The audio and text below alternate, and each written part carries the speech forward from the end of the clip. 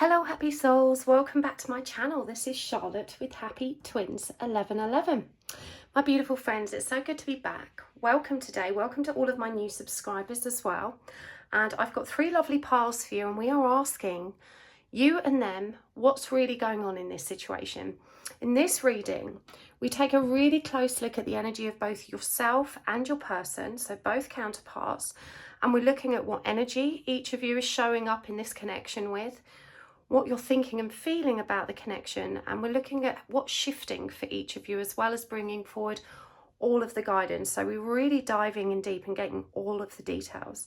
Now, our grid today has a little bumblebee. Unfortunately, this little fella, I'm going to bring him up so you can say hello. We found him on our table, passed away like this, and he was so perfectly preserved that I decided to keep him. And he's bringing power to our grid today. So we've got bumblebee energy with us. So let's look at our three lovely piles for you to choose from. We have got the Crystal Unicorn Tarot with this pink opal point. We have the Friends Tarot, because Friends is back. I'm so excited, with Caribbean Calcite. And we also have the Bumbleberry Hollow Tarot with Rose Quartz. So take your time choosing. Remember, there isn't a right or wrong way to choose. You can just see which pile you're drawn to, which one feels good to you.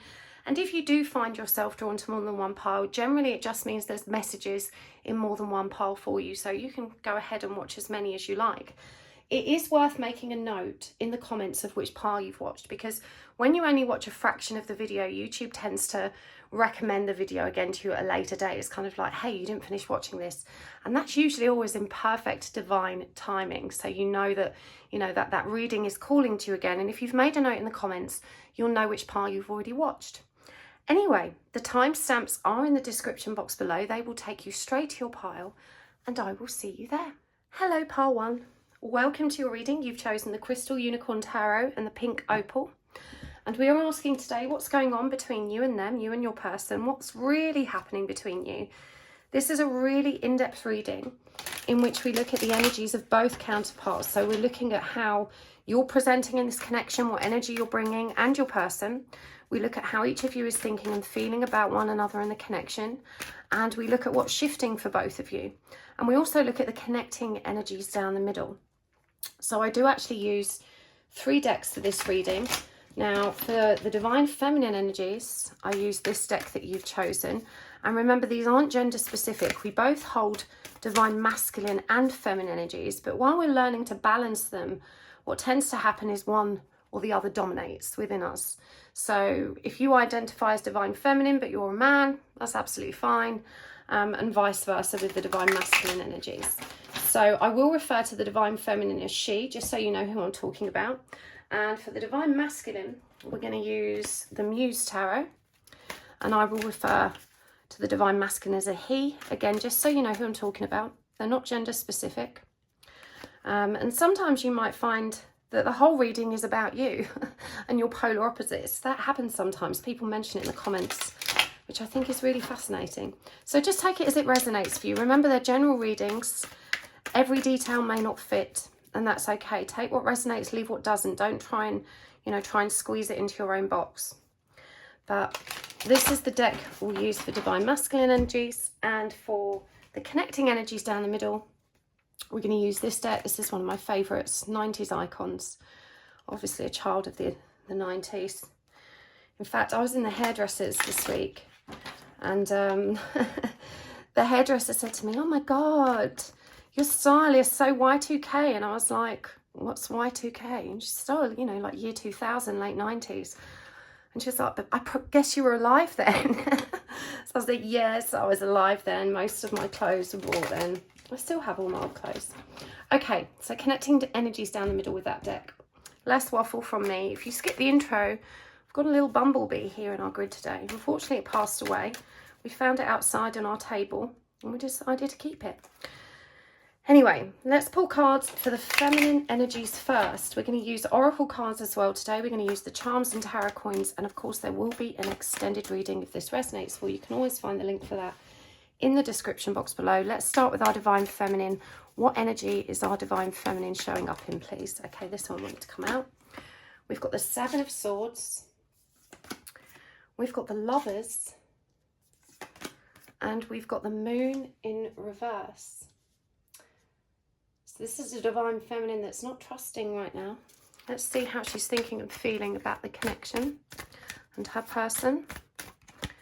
We've got the Knight of Pentacles in reverse. We've got the King of Cups. And we've got the Five of Wands in reverse. And what's shifting for this divine feminine, please?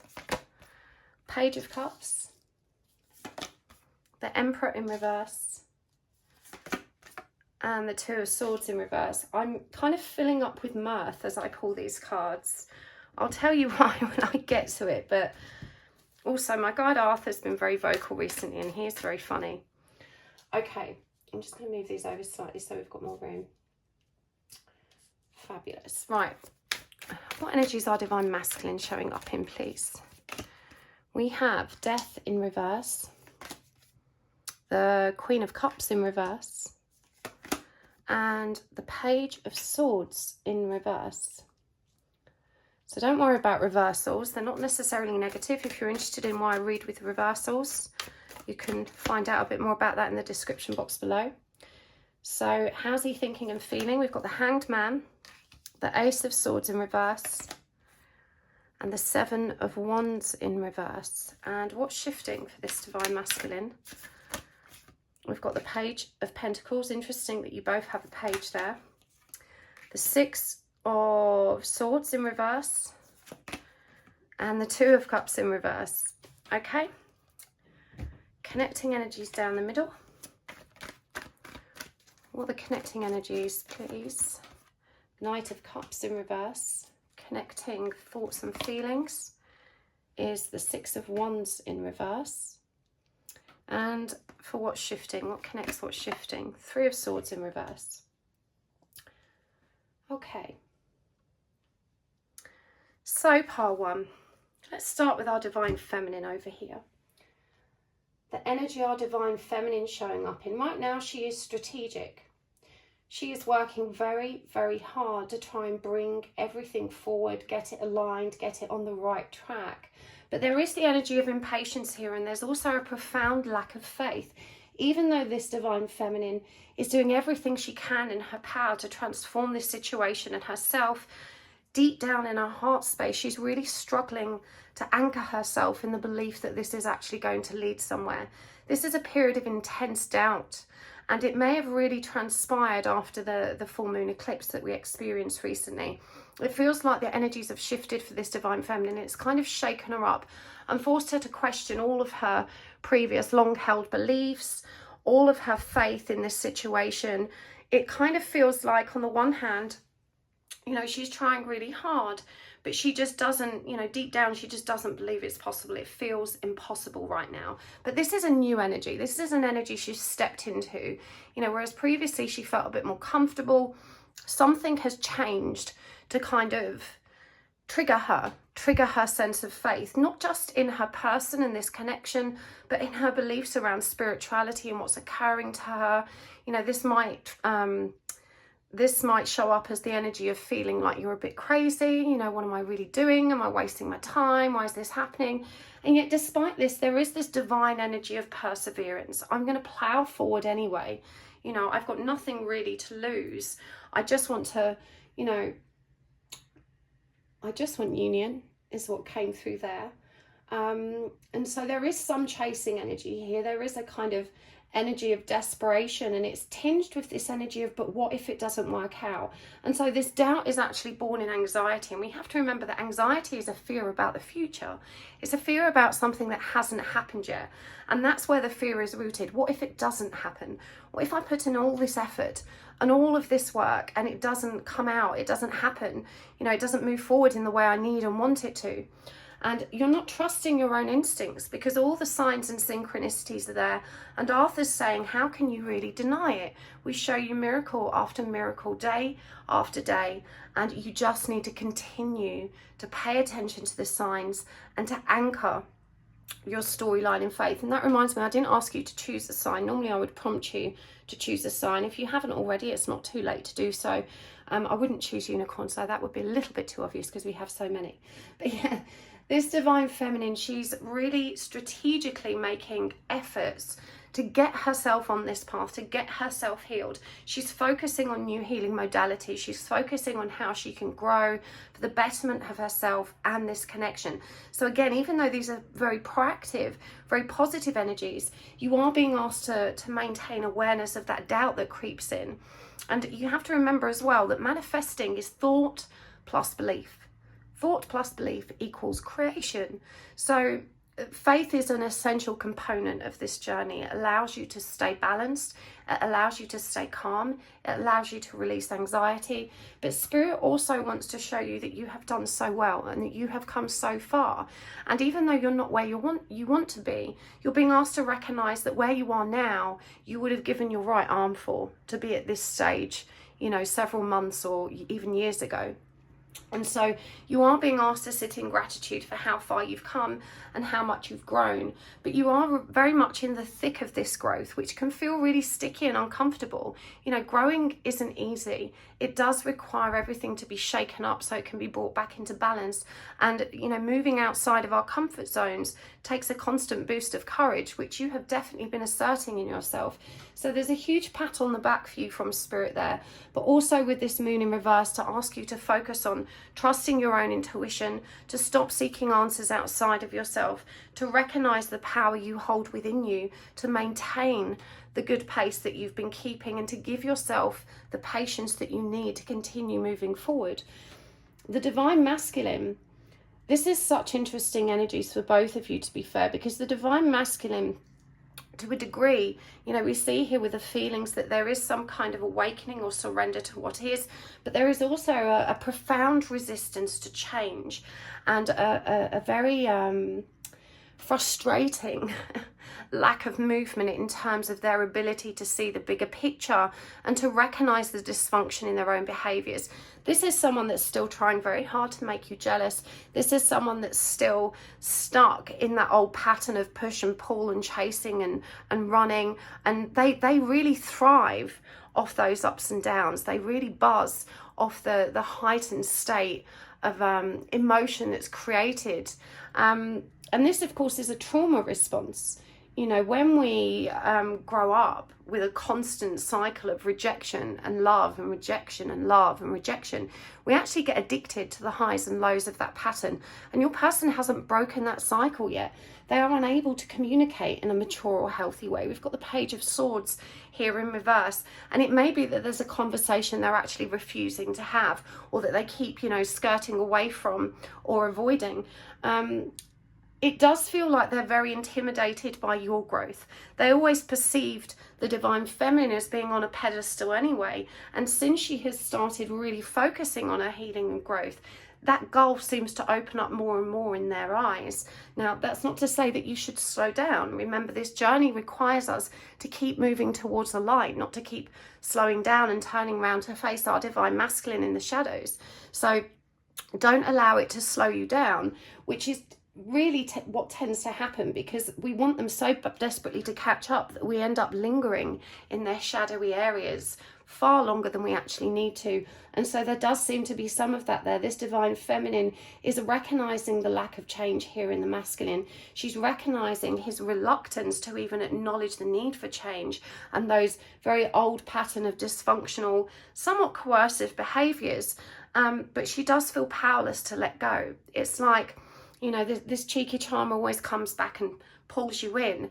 The connecting energy here is the Knight of Cups in reverse. And when this card comes up in reverse, this is neither party letting down the barriers or releasing pride in order to make that forward movement. And so it seems like there could be a bit of a standoff here as far as discussing feelings is concerned.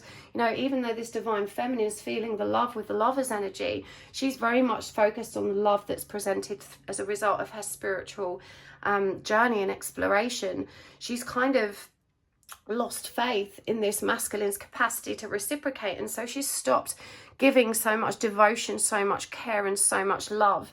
And this masculine has noticed this, and normally when that kind of behavior presents, he would pull back, knowing that his divine feminine would then come chasing in, thinking, you know, because her fear of loss would be triggered, he thinks, well, that would work. And it hasn't worked this time. So even though this divine feminine, energetically speaking, is still chasing, she's not reacting to that chasing energy anymore. She's not doing the chasing. She's feeling it, and it's painful and frustrating, but she's resisting. She's restraining herself from coming running after the masculine again. And we've got this again, Knight of Cups in reverse. There's a refusal to discuss emotions. There is a refusal to meet on that in a mature and balanced way. Thoughts and feelings are really interesting. The divine feminine, even though she's trying to be quite strategic, in truth, with the Knight of Pentacles in reverse, she feels a little bit stuck. She's not really sure what to do next, or if her plans stack up. It's kind of this energy of, oh God, I feel like a bit of an amateur. I don't know if I'm getting it right. And yet her heart is so full, and her emotional understanding has developed tenfold. There is a great deal of emotional maturity and control here. She's now aware of how emotionally impulsive she was previously, how she allowed her feelings to get the better of her. Now she's much more inclined to sit back, to observe, and to process it in a much more independent way, so that she's giving herself the time and space to actually figure things out before reacting. And that very mature response is, of course, very triggering for the masculine, because he's used to getting his own way. He's used to being able to get what he wants out of this situation by playing those same games which tugged at this divine feminine's heartstrings, and we see that that's no longer working. And it's so interesting here, because with a 5 of Wands in reverse, this really evidences that the divine feminine has figured out that game. She understands how they've both been playing back and forward, back and forward. She understands how she's willingly being a participant in that process. Perhaps naively so, she wasn't doing it on purpose. But now that she has much greater awareness and perspective, she's grown so much in her emotional aptitude that she's understanding that that's a fool's game, and she is refusing to play. The masculine is responding very strongly to this. We see the Hanged Man here, that energy of surrender, of looking at things from a different perspective. And I'm really drawn to how this hanged woman actually faces the divine masculine. There is no doubt here that this masculine is observing his feminine and thinking, oh God, this is different. I feel quite funny inside. I don't feel as in control anymore. But they're still avoiding the truth.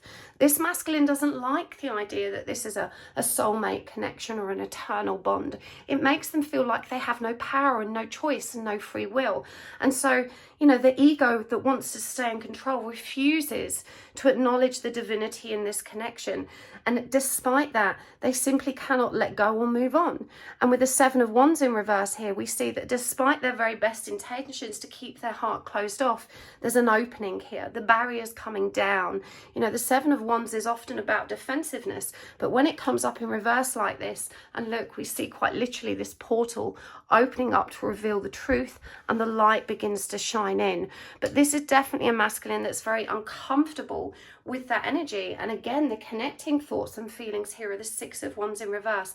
Neither one of them has faith that this connection can actually work out. There is so much water under the bridge, so much drama, so much grief, so much hurt, that neither one of them can yet see a way past it or see a way to resolve it. The divine feminine certainly has a higher perspective, but she's still not connecting the dots and feels a bit lost in terms of where to go next. But my spirit guide Arthur is just making that okay for you and saying, you only need to know the very next step. And the very next step is in the now. And in the now, you just need to relax, restore faith, connect with your own intuition, and trust that as you continue to move forward, you will receive more and more information to inform the process and inform, you know, how you ascend and how you transcend the issues that are presenting. So you need not worry. You know, this is going to be okay. But this distinct lack of faith is palpable. You know, both of you are in that energy of, oh my God, I love this person so much, but this could never work. What's shifting For the Divine Feminine, we've got the Page of Cups, the Emperor in reverse, and the Five of Swords in reverse. Sorry, that's the Two of Swords in reverse, I beg your pardon. Such powerful energies. And the reason I chuckled when I arrived down at this row and so I was filling up with mirth is because it feels like this Divine Feminine is shifting towards the perspective of, I'm done, I just wish this person would get lost, I wish I could move on with my life and forget all of this madness. And you know, this masculine's like a bad smell that doesn't quite go away. He just lingers. Both of you are going to be working through inner child stuff. For the Divine Feminine, this is at a very emotional level. So be gentle with yourself. Give yourself lots of space. Remember, we're in the middle of a Mercury retrograde at the time of posting. And when that happens, communication is usually impacted.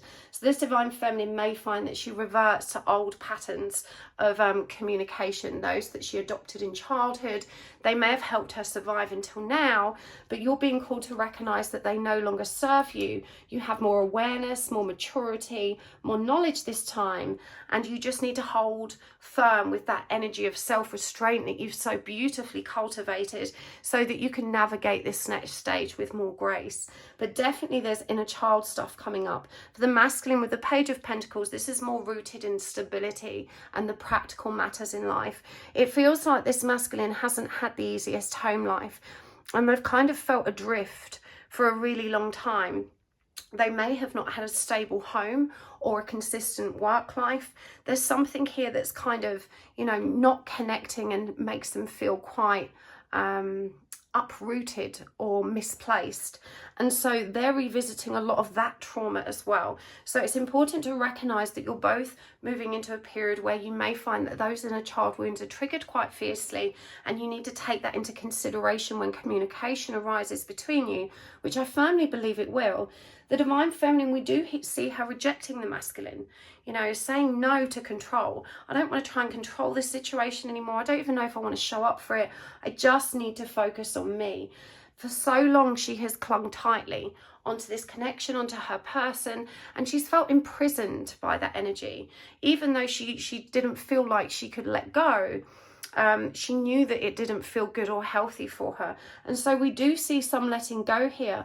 And with the Two of Swords, you know, this is letting go of the idea that you have to make any specific decisions, letting go of some of the anxiety that previously kept you stuck because you were so busy what-ifing. Well, what if this happens? What if that doesn't happen? What if this happens? You know, it was a kind of constant ongoing unhelpful ruminating in her own mind. And so we see those energies dissipating somewhat for the Divine Feminine. For the masculine, he's not going anywhere. You know, the Six of Swords in reverse, but there may have been some argument or conflict, or perhaps there will be, in which both of you are like throwing your toys out the pram and saying, I'm not doing this anymore, you stink. And you know, you vow never to speak to one another again. Whereas in real terms, even though this masculine's not going to be coming forward with any romantic offers or real connection, there is definitely this energy of magnetism that still exists here that kind of continues to merge you together. The connecting energy here is the Three of Swords in reverse. Now, when this comes up, this, I think, links back to these inner child cards that came through for both of you, because the Three of Swords is all about grief. It's about processing grief. So when it comes up in reverse, what we see is a lot of grief that's contained with no outlet. And when we have grief or pain inside of us that has nowhere to go, it tends to explode from us at the most unexpected times and in the most unexpected ways. It could be something completely unrelated that pushes the right button and boom, you know, there you go. So it's very wise to remember that it does feel like both of you are moving into this next period clinging on to some very painful energy that you can feel bubbling at the surface, but you're not quite sure how to release. The fact that this is showing up in your connection suggests to me that there could be some heavy interactions coming your way. And again, you're being asked to recognize that this is all rooted in that inner child experience and pain that you're reliving through the experiences of the present. And when you have awareness of that, then you can pause so that you don't react in the way that you would have done. Okay, so let's see what each of you needs to surrender. What needs to be surrendered in this connection? I'm going to use the Power of Surrender cards, very aptly named. What needs to be surrendered? So for our Divine Feminine, surrender comparisons with other people. Surrender to rest and sleep. Surrender to joy. Surrender to miracles. And for the masculine,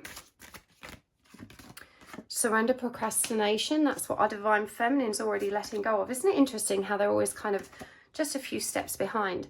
Surrender the habit of people pleasing. Surrender to the magic of who you are. And surrender your desire to control people. Interesting. So Divine Feminine, this card encourages you to keep your eyes trained on yourself. This is about focusing on your own strengths, your own journey, your own storyline, and to recognize that everyone lives so uniquely. It's absolutely senseless to look at those around you that are on a similar path and, you know, sit in the energy of envy, jealousy, frustration, or even a feeling of inferiority. You know, I'm not good enough. Why is everyone doing better than me? In fact, there's a lady on Instagram, I'll put her link in the description box below. She wrote a book called The Comparison Cure. She's called Lucy and she's absolutely fabulous. If this is something you struggle with, comparing yourself to others, not just with this journey, but it feels like this probably impacts you in other areas of your life as well. You know, comparing how your peers are succeeding in life relative to what you're doing and so forth and so forth. So if this is something you're working through, I definitely urge you to check out the book, The Comparison Cure, and I'll put a link to Lucy's Instagram page where she's got loads of helpful guidance as well. Surrender to rest and sleep. You need to prevent burnout. You need to slow down. This is about honouring your need for quiet time. And remember, the Hermit in Tarot teaches us so much about solitude. He reminds us that when we actually give ourselves the space to go in, to self-reflect, to be introspective, that's when we find the most light, the most answers, the most wisdom, and certainly the most peace.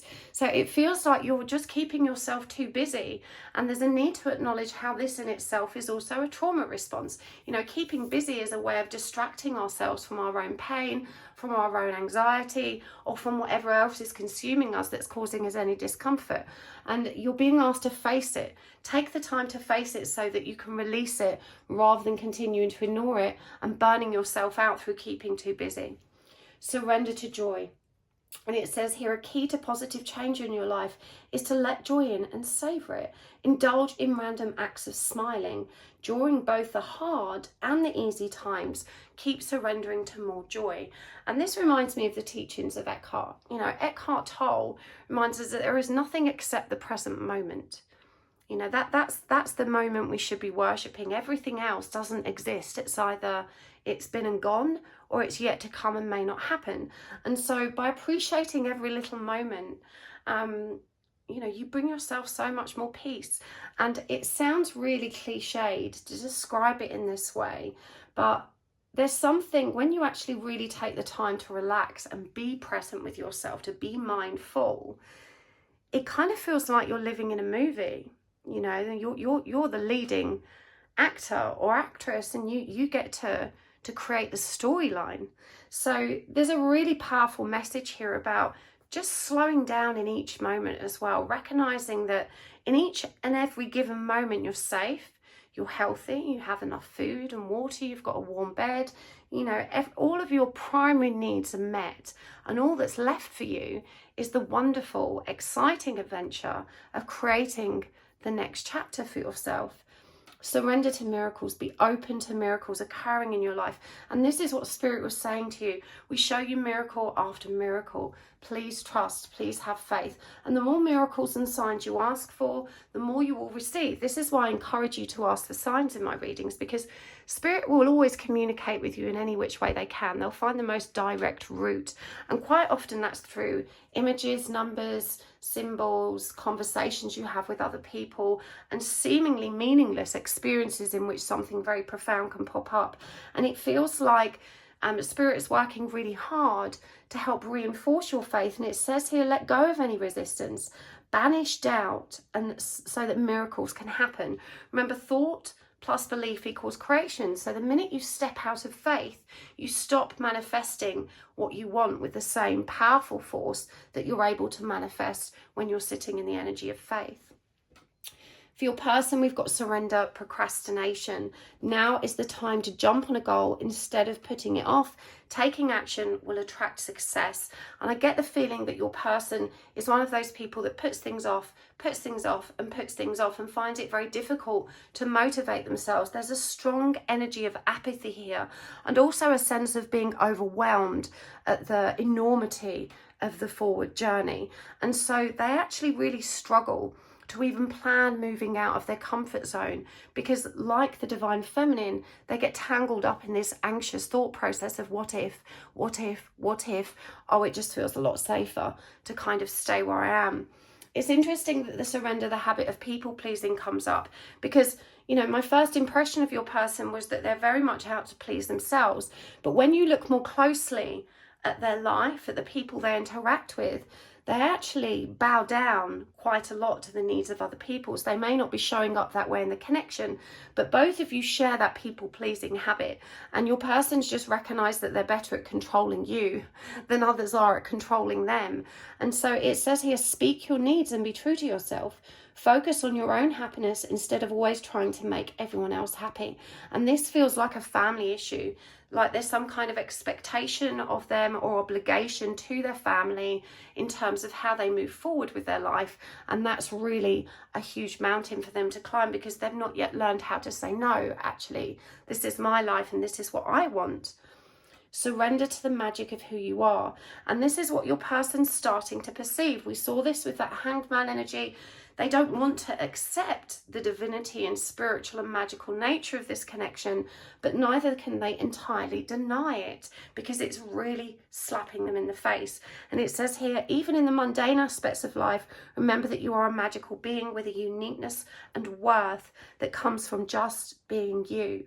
And this is why they love interacting with you, because when they're with you, they feel that spark of magic. They feel that spark of creation, and they find it just lovely and so very peaceful. And they've noticed that that doesn't seem to exist in other conversations and connections. And that's the part of you that they're addicted to. They love who they feel they are when they're in your company. But they don't believe that they really are that person. They're just basking in the glow of your perception of them, is how they're seeing it. And so they genuinely believe that once you're gone, they become this sane, mundane person that's, you know, none of the things they wish they were. So it's about, again, learning to anchor faith. Both of you are actually learning the same lessons, but in very different ways. Surrender your desire to control people. Being over controlling can sabotage relationships. Yes, very appropriate for this person. To more effectively achieve your goals, back off, regroup, and give the situation some breathing room. Now, at the moment, they've backed off to regain control. You know, that was their purpose. But I'm hearing it's like a double-edged sword. It's actually going to give them a tremendous amount of breathing room to really think about things and to really consider the truth of this situation, which is currently blocked from their perception. So let's get some more cards. What's coming next, and how can you be prepared for it? I'm going to use this deck. This is the Healers of the Earth Oracle. Okay, that one's turned over. For Divine Feminine, we've got alliances. We've got cloud formations.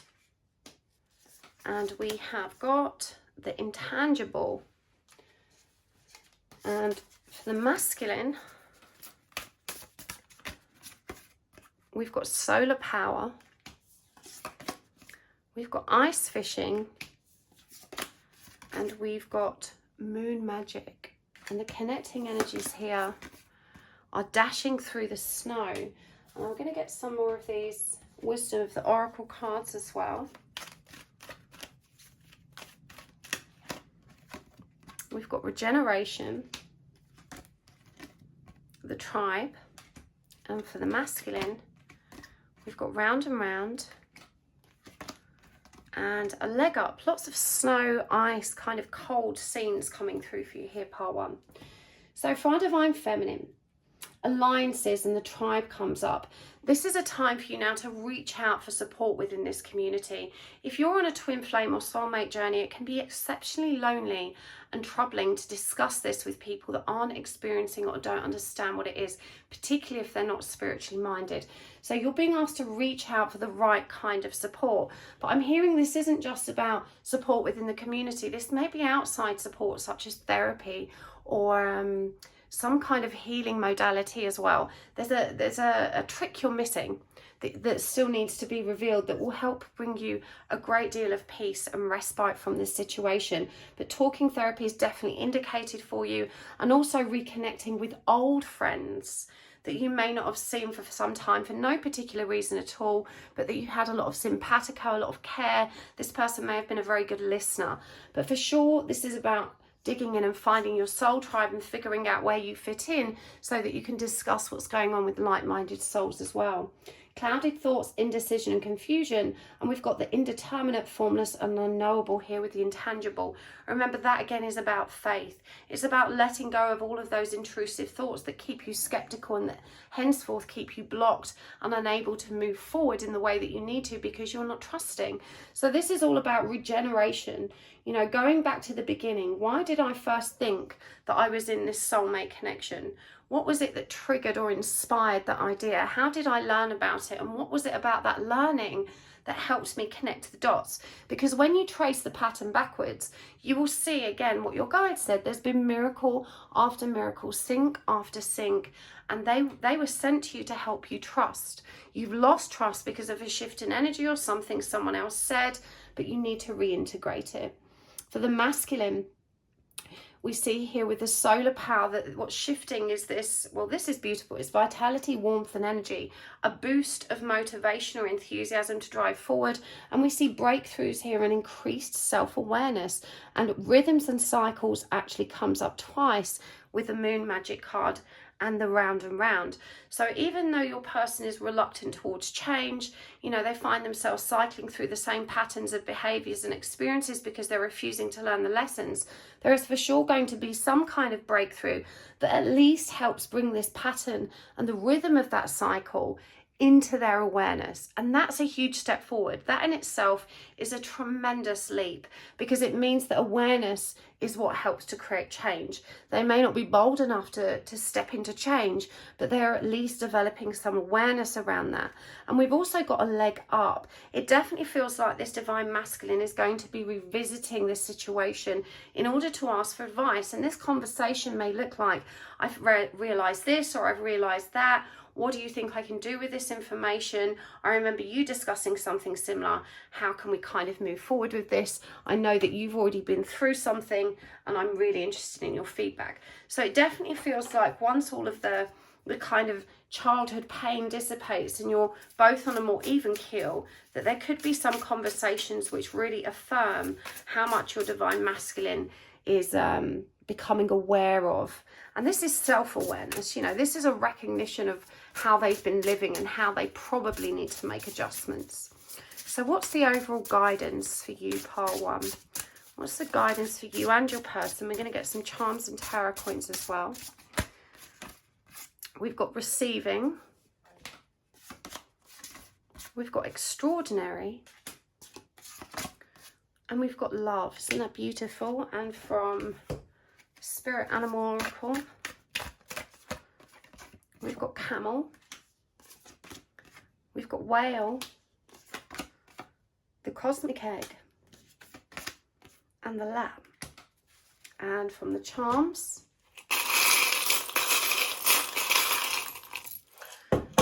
okay, we've got bitch spray. We've got save yourself. We've got the white rabbit. We've got the gramophone. We've got the hermit crab. Why? Good vibes. Wow, so many. The crescent moon. So lots of moon energy come through for you guys. We've got the asthma pump and the it's too peoply outside. And from the tarot coins, we've got the 6 of Cups, Justice, the 9 of Pentacles, and the 9 of Cups. Interesting. So lots of Hermit energy here, solitary Hermit energy. 9s is the energy of the Hermit. We've also got the Hermit Crab, and it's too peoply outside. So we'll move to that in a moment, but I thought that was significant. That's Virgo energy. Receiving. Every day it becomes easier to receive the highest divine plan and to trust my inner guidance. There's a seagull here for those of you looking for signs. You know, you've got to be in the energy of faith so that you can receive what's meant for you. When you start messing around in this energy of doubt and allowing yourself to dwell there, you slow everything to a grinding halt, and spirit can no longer connect with you because your lack of faith doesn't leave space for that connection to occur. And so you're really being asked to make that a priority. And I'm really drawn to this sunshine here and how the solar power came through for your person. Remember that spirit is a source of vitality and sustenance. You know, if you allow yourself to receive, the wisdom will flow to you. Extraordinary. There's a wild and impetuous uniqueness to you that deserves to be honored. This is about really stepping into your own truth, allowing yourself to be in greatness. You know, if there's some changes you've been thinking of making and you're worried about how other people are going to react, now is the time to throw caution to the wind and just do what feels right to you. To trust that you're allowed to be you. You don't need to worry about what anyone else thinks. Love. Divine source is the idea that no person, place or thing is your salvation, only love itself. And that's a very powerful message if you're on this journey. This is what the twin flame concept is always driving us towards understanding, because in truth, whilst we strive for union with our counterpart, we end up finding them within us. That love always existed within you, and separation is an illusion. You know, where that person's physical body resides is of no consequence to the love you're able to access inside of you. And so this is a beautiful reminder and pointer back in the right direction. Remember, save yourself. You don't need someone else to complete you or to make you happy. You know, I think this is what makes you ratty. And that's when the bitch spray needs to come out. So, you know, you've shown such enormous self-restraint, and you can be empowered now to deepen that awareness and that self-control so that you can continue to ascend. You have all the love and light that you need and more. You know, the camel, I think of the camel as kind of storing water and emotion as well. You know, it has this hump on its back that's always full of the water it needs, and water represents the emotional body. So this feels to me as well like you've got this, you know, you're in control. You have more than enough love to feed yourself. And again, the whale represents big, huge love. The whale is tremendously symbolic as a mammal because of all the animal kingdom. It has the biggest heart, the biggest capacity for love. And you're being asked to recognize this about yourself. You've always perceived that big loving heart as a weakness because it seemingly makes you very vulnerable. And spirit is saying, don't allow all of the ugly behaviors that have been wrought against you to harden your heart. You know, your capacity for giving and receiving love is one of your greatest strengths and assets. Everything is cooking nicely. You know, this is the egg literally incubating, and we see the snake here as a symbol of powerful creation and transformation. And a lot of this transformation may be happening beneath the surface. Remember, we can't see what's happening inside the egg. The egg hatches when it's good and ready. If we try and, you know, crack it open when it's not ready, we probably end up with a dead bird. So powerful message here to stop wishing you were in union. You know, trust that if you were meant to be, you would be. And there's no point wishing for something that wasn't yet meant for you, because it simply wouldn't work if you had it before your time. The lamb is a wonderful symbol of vulnerability. It's asking you to recognize that it's safe to love. Again, this seconds the message that's already come through. Allow your heart to be yielding. Remember, if we don't open our hearts to give and receive love, we deprive ourselves of the love that we can receive from source, from energy, and the love that's willingly given by others, as well as the love that you can feed yourself. The nines are significant. They carry the energy of the hermit, the energy of solitude, and they're all about self-sufficiency, both in your practical home life and work affairs and in your emotions. And this is what both of you are being driven towards learning. There will be a heartfelt offer at some point in the future, and things will be brought back into balance. You are not running out of time, and you must stop telling yourself as such. Because again, remember what you believe, you manifest. The more you tell yourself you're running out of time, the more you continue to run out of time. When you remind yourself that you have all the time in the world and that things are moving in perfect divine order, just like the egg incubating, you can step into a much more calm and peaceful energy, and time actually slows down and everything connects in and starts working as it's meant to. Music is significant for you. Please listen carefully when you're tuning into the radio. This is one of the ways that spirit connects with you, and pay careful attention to your own intuition. You receive messages specifically in your dreams, in those moments before you wake. It will really help you to write them down, to keep a notebook by your bed. The why is a big one. And you know that the human consciousness always starts with why. That's how our brain processing works, not with how or what, but why. And so it's really important for you to get a firm idea of why you are on this journey, and to focus on that, to remember that this journey is about your growth, your ascension. It's about coming into union with the love inside of you, so that you can release the painful longing that you feel when you don't get others. Get others to love you in the way you think you need and want. It's lovely to be loved, but it's not an essential component of being happy.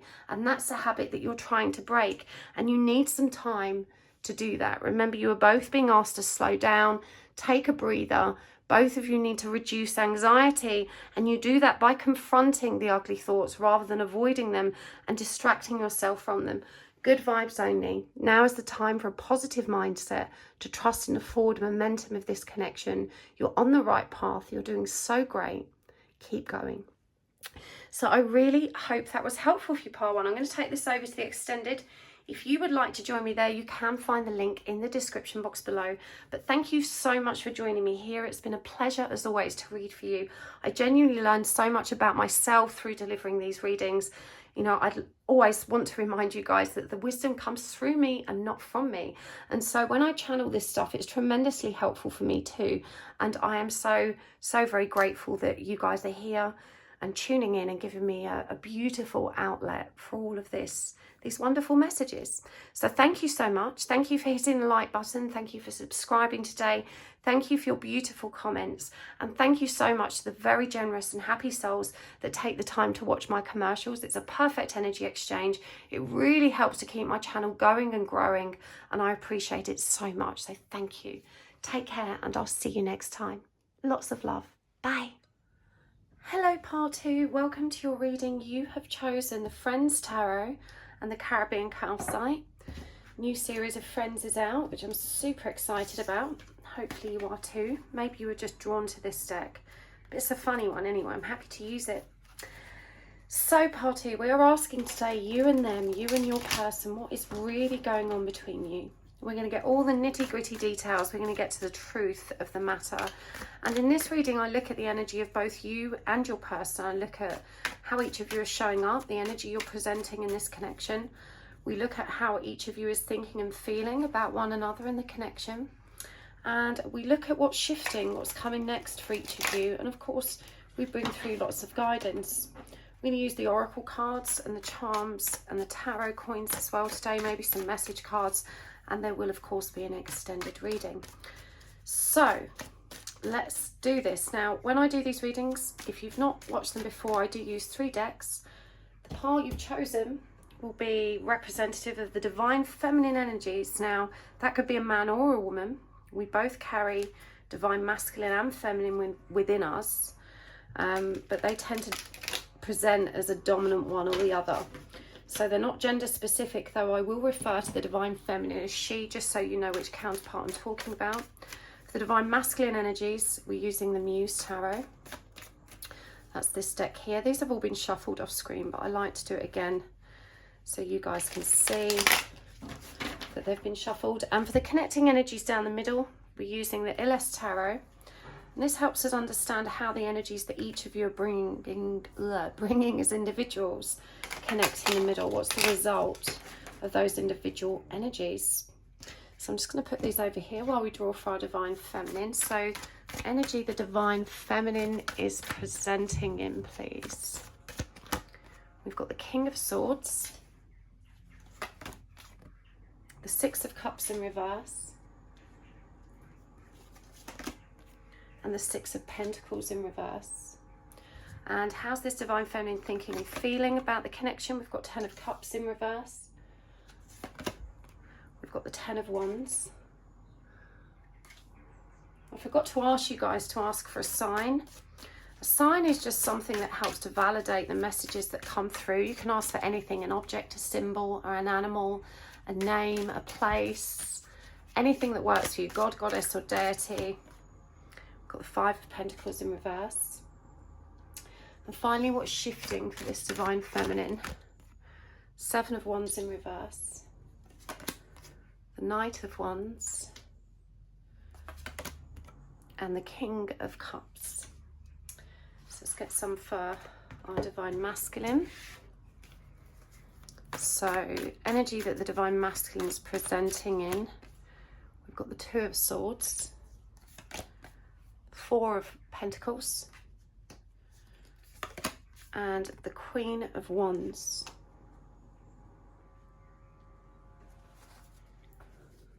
And how's this Divine Masculine thinking and feeling about the connection? That's the Chariot in reverse. The Muse I Am, so that's like the King of all kings. That's a powerful card to come through. And the Emperor. Wow. And what's shifting for this Divine Masculine? The 10 of Pentacles. The Ace of Swords in reverse,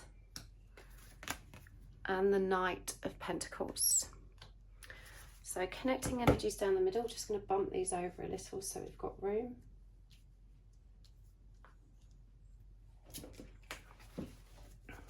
So connecting energies.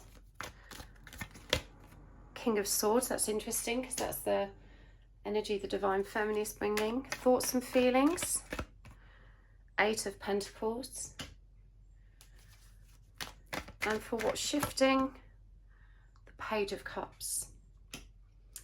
So we'll get more cards as we go, but let's start where we are. So I want to start with this Divine Feminine and the energy she's presenting in, because the storyline kind of downloaded as soon as I turned these cards over. This is a Divine Feminine that's very much up in her head. She may be an air sign, which would be Gemini, Libra, or Aquarius, or she may have a lot of air in her chart, particularly in Venus or in Mercury. So the King of Swords, when this comes through as a dominant energy that she's presenting in, she's very much using her critical bifactor, her logical reasoning to try and figure out what's happening here, and she's very much closed off her heart space. This is a Divine Feminine that's probably not very comfortable being in her heart space anyway. You know, she doesn't like to be perceived as a softie, as too emotional, because that's a weakness in her eyes. It makes her feel vulnerable.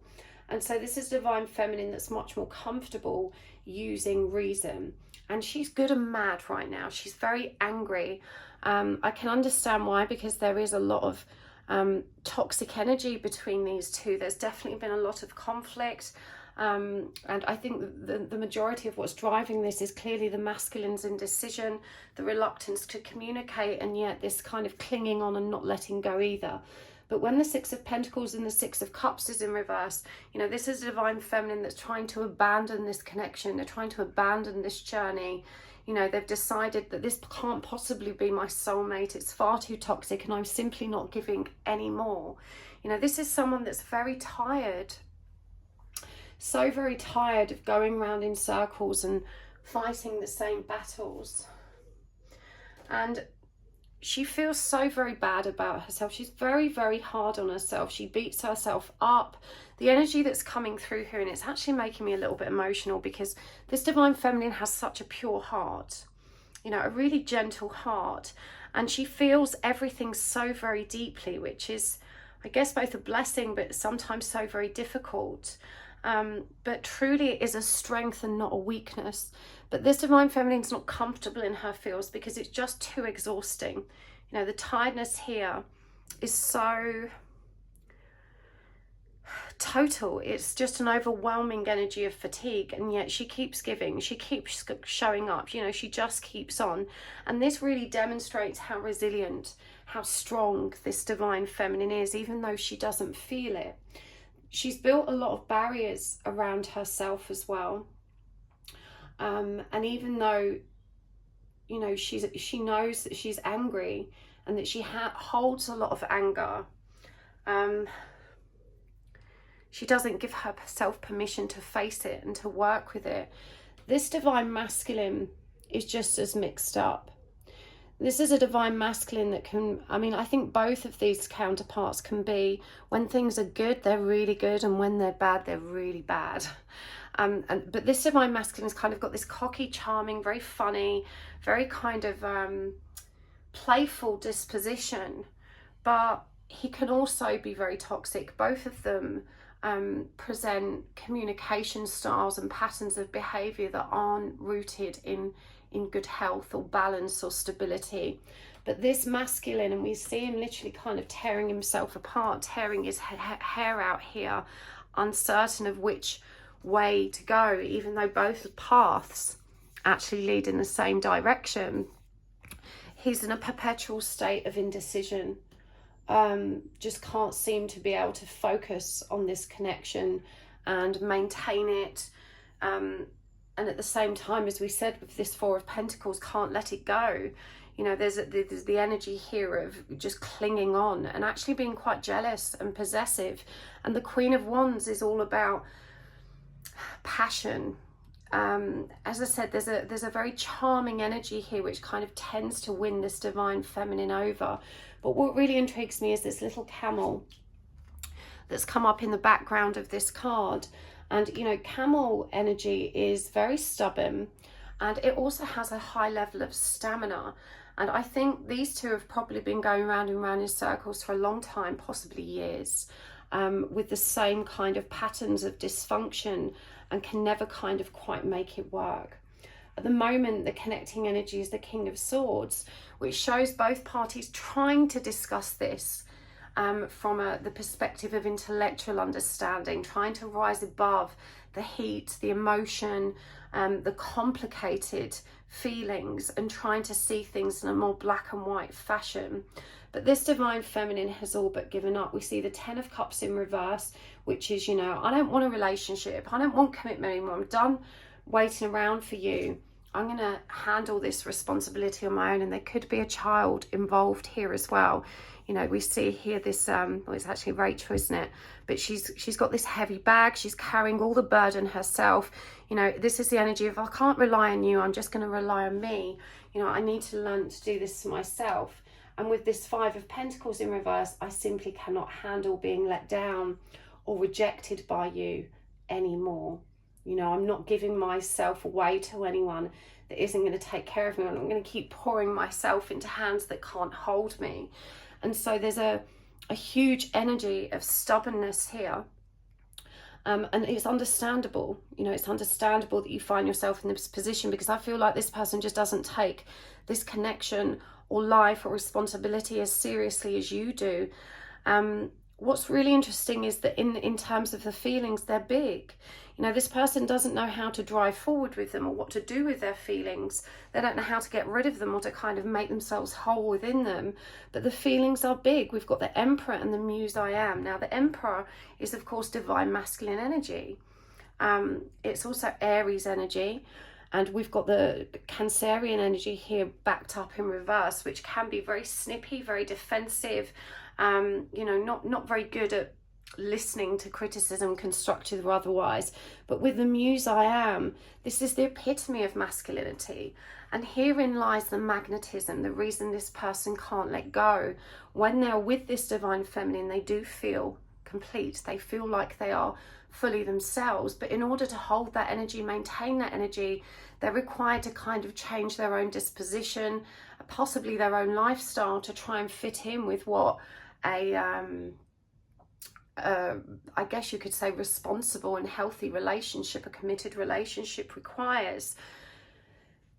This divine feminine has probably given up before, and so this masculine's just kind of thinking, oh, she'll get over her anger and we'll pick up again where we left off and we'll try again. And I think this is what frustrates that divine feminine, is she knows if she doesn't dig her heels in and stick to her guns, she may just keep repeating this cycle. Both of them do genuinely want to work it out, but it just feels like no one knows how.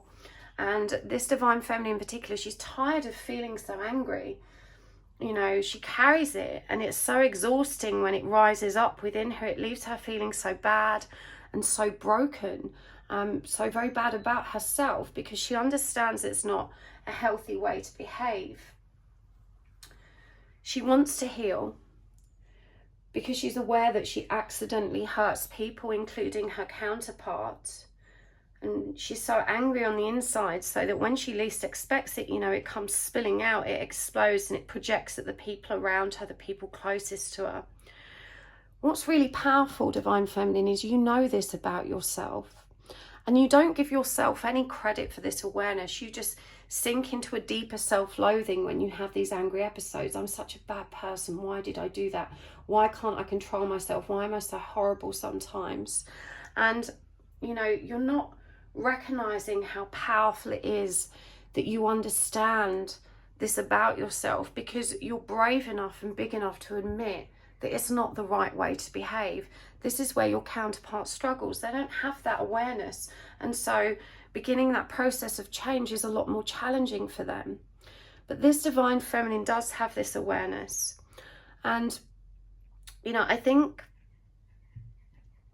the thing that both of these people need to realize about their feelings for one another, because there's a tremendous amount of resentment, as I said, and toxicity here, is that the narrative that you've created about one another is actually a perfect mirror image. Like this divine feminine would say of the masculine, well, they withhold love and attention when they're pissed off with me. But the divine feminine does the same. She would also say about him, they ignore me and refuse to communicate sometimes, but when the divine feminine is pissed off, she does the same. They would say things like, oh, you know, he's so angry and mean sometimes, but when the divine feminine is in this connection, she does the same. They belittle and ridicule each other. They're not always honest with one another. They negatively label one another. He's an arsehole, he's lazy, he doesn't do the right thing.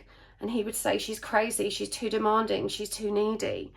You ignore one another's needs, and you devalue and deny one another and deny circumstances. So the patterns here exist in both of you, and yet both of you are so focused on the other person and their weaknesses, the areas in which they're letting you down. And you're not realizing that you're letting one another down, and you're letting yourselves down. Each of you has to start choosing you. You know, when we choose ourselves, something really magical and wonderful happens. When we choose ourselves, instead of waiting to be chosen, we release all the people around us from the obligation and expectation of making us feel good, whole, and happy. When we find that within ourselves, we actually give the people around us the freedom to love us in whichever way they can. And that's always enough, because we don't actually need their love. We can graciously receive it without, you know, being chained to it because we need it, because we don't have enough inside. But these two, they're both pure-hearted, good people. And yet they've learned so many unhealthy communication patterns in their home life, and they don't realize that they both perpetuate that toxic dynamic. And even though the divine feminine will take ownership of some of her own behaviors, like she recognizes that her anger can get out of control, she's so very hard on herself. My guides are also asking me to, you know, when you think about letting each other down and how angry that makes you, they're asking you to turn that attention inwards and to think about how often you let yourselves down. Think about all the promises we make to ourselves. When I wake up tomorrow, I'm not going to eat any potato chips because I want to be healthier and I know they're not good for me. And then you're going to eat some because you can't resist. And what you're experiencing when that happens is you're not deliberately letting yourself down. You know, you're not like, well, I hate me, so I'm going to eat the potato chips. There's no such conscious thought process. It's an impulse that you can't deny because there's something underneath it that perpetuates that behavior, and you haven't yet figured that out or broken the cycle. And so when you think about all the ways in which you let yourself down because of those preconditioned responses, that should help you feel more compassionate and forgiving for how you let one another down. You know, if we can't even uphold promises to ourselves, imagine how challenging it is. And you know, this is the same when your person says, I promise I'm going to be different this time, I'm going to try this, I'm going to try that, I'm going to do this. They probably have the very greatest intentions and desire to be that person that you keep telling them you want them to be. But trying to be that person is so hard for them. You know, it's, as you know, it's not just a decision that we make, it's something that we have to learn. And so you're both very impatient with one another. Your partner definitely doesn't have this heightened state of emotional awareness and also intellectual ability that the divine feminine has. And so it can feel even more challenging to resolve these communication patterns. But, you know, as I say, both of you deep down, you want this to work. It just feels like neither one of you has the tools to make that happen. And the narrative that each of you has created about one another, that this, you know, the only path to wholeness is to kind of make it all better, is false. You know, what you each need to put your focus on is making yourselves as individuals better and loving yourselves and working out your own trauma without beating the living crap out of each other for not being the people that you each perceive who you should be. In terms of what's shifting, predictably, we do see the divine feminine stepping out of her anger, and I think this is a common cycle, that she gets good and angry, stuff you, I'm out of here, I'm never doing this again, and she feels very strong and empowered by that rage and that detachment, and then she settles down and the dust settles and her barriers come down again and she comes forward again. And we see this happening here with the Seven of Wands in reverse. The defense is coming down.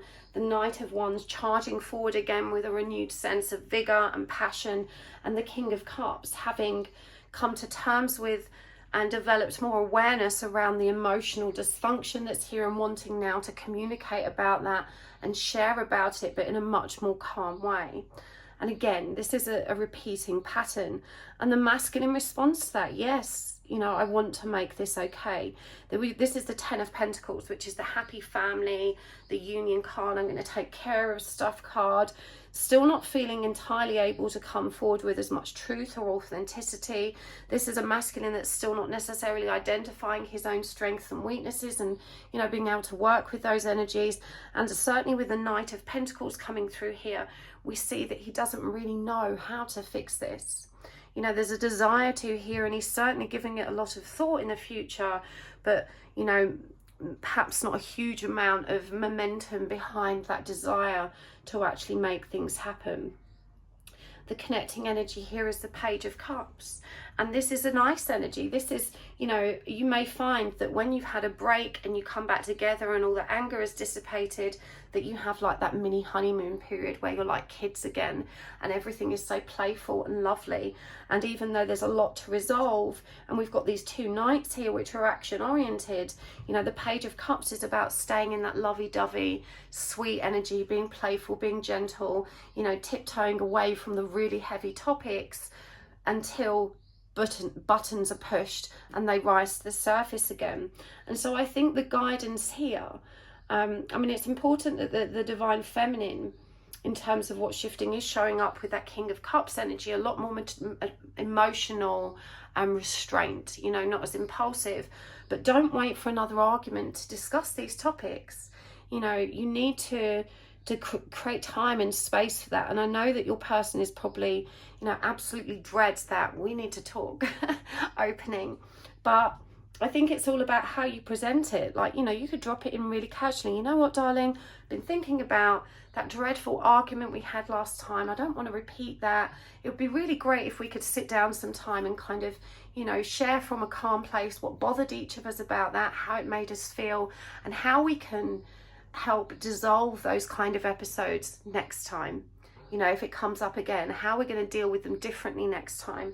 And sometimes having that conversation when you're in a good and calm place can really help you, unravel, you know, why it might have happened in the first place, but also have in place, you know, positive steps you can take to help deal with those instances when they come up again, so that you can, you know, it doesn't get so bad next time.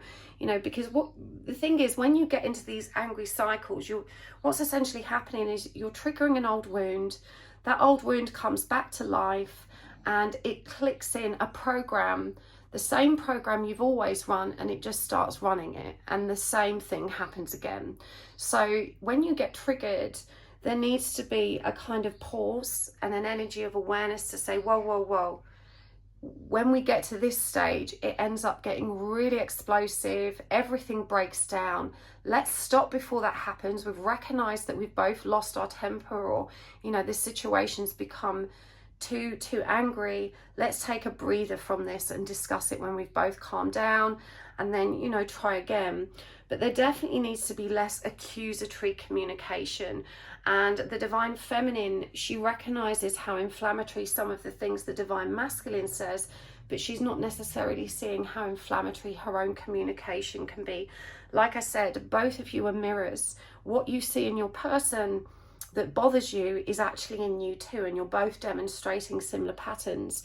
But you've got an opportunity to see this from a different perspective. There is going to be a coming back together when the Divine Feminine wants to let her guard down. And it's funny because I'm hearing in my ear, I am never letting my guard down again. I don't care, this person's a loser.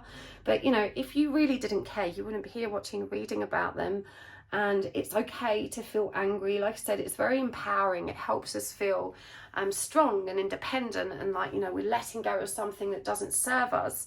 But you continue to be magnetized back to one another, because there's something that you're meant to learn together, and you're way more similar than you allow yourselves to believe.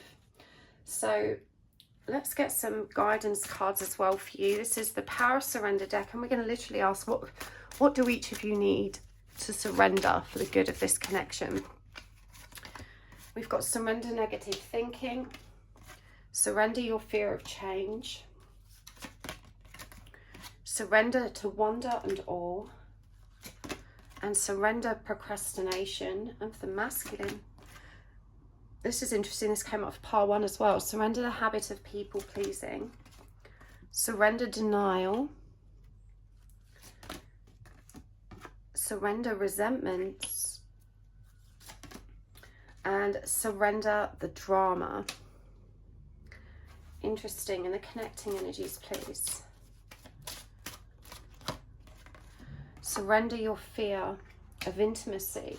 So I think this is so very interesting, because both of you, you know, as I described the Divine Feminine as being, you know, quite emotionally closed off, you know, doesn't like to be too soppy, too soft, too, you know, cute with in relationships, because that's such an intimate and vulnerable thing to do. She sees it as weak.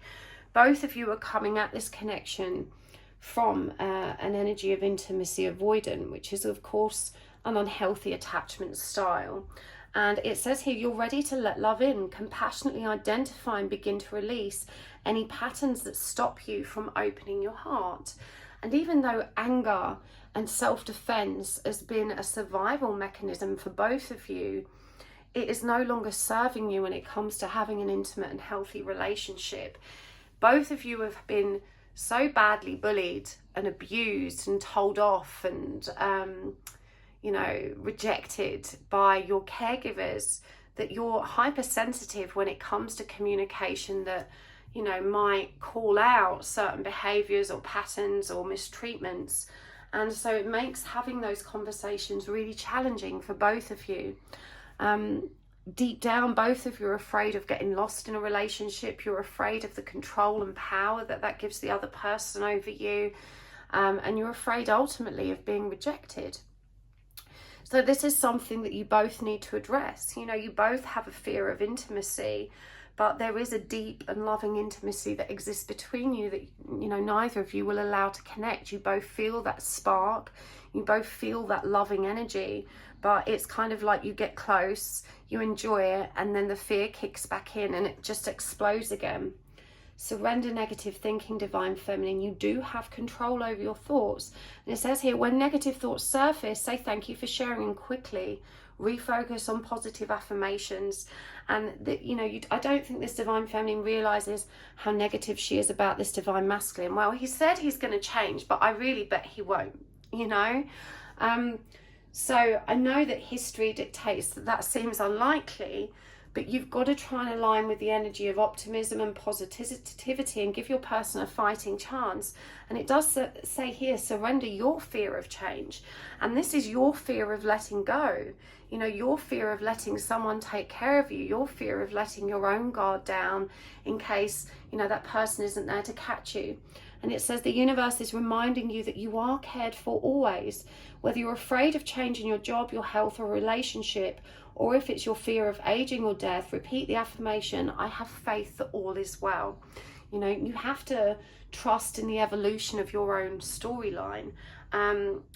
It may seem that you've experienced the same repeated cycles of dysfunction, depression, unhappiness, stress, burden, and so it becomes too easy, doesn't it, to expect more of that. But you're being asked to expect more good things, to trust that things can evolve, they can change. And it's almost like you don't want to expect those things because you don't want to end up disappointed.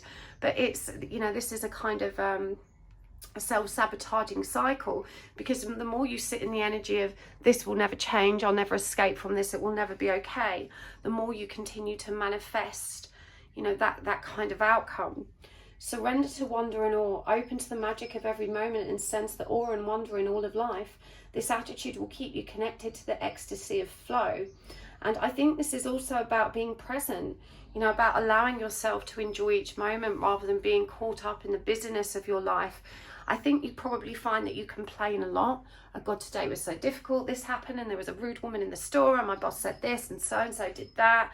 You know, instead, try and focus on the lovely things in your day. The sky's blue. Look how wonderful the flowers. I got to sit outside and enjoy that today. And, you know, even the small, simple things that are in balance and harmony. You know, like you do have a home. You have enough food. You can cook fabulous dinners, and you know, you have somewhere warm to sleep.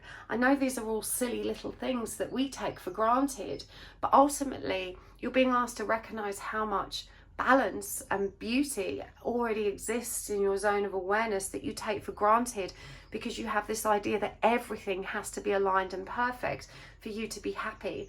And in truth it's not our circumstances that make us happy. When our basic needs are met, which yours are, you know, we need to learn to be happy regardless of our circumstances. Surrender procrastination. Now is the time to jump on a goal instead of putting it off. Taking action will attract success. So, you know, I do think that this feels like a career thing, which isn't really what the reading's about. But Arthur's saying, you know, that when you feel good about what you're doing and you remove some of the stress factors in your life, it will give you a bit more breathing room. So if you've been thinking of taking a leap in your career, you're looking at other jobs, or you're on the fence, if your existing work environment isn't satisfying you, or it's leaving you feeling drained at the end of the day, you certainly need to reconsider the impact this is having on your overall sense of well-being and how that feeds into your potential, or I guess undermines your potential to be more present and calm within a relationship. Your person, the people pleasing one, this is a bit of a bundle of contradictions, because actually I feel that your person mostly pleases themselves. Pardon me, but I'm just feeling into this. I think this is pleasing themselves. I don't think this is about pleasing others. And of course, this sounds like a terrible contradiction, because, you know, I do perpetuate the idea that we should love ourselves, put ourselves first, you know, do what we want to do, consider our own needs first. And of course, that is an essential component of being happy, but there is a balance. And certainly where there's children involved, or a commitment to a relationship, or promises have been made, it's only polite and respectful to consider others' needs as well. And I think your person can actually be a little bit hedonistic. You know, they may get lost for days in playing a game and just, it doesn't occur to them that, you know, they might be needed somewhere else. And if there are children involved and there is a kind of a co-parenting situation here, then, you know, that of course is just not acceptable.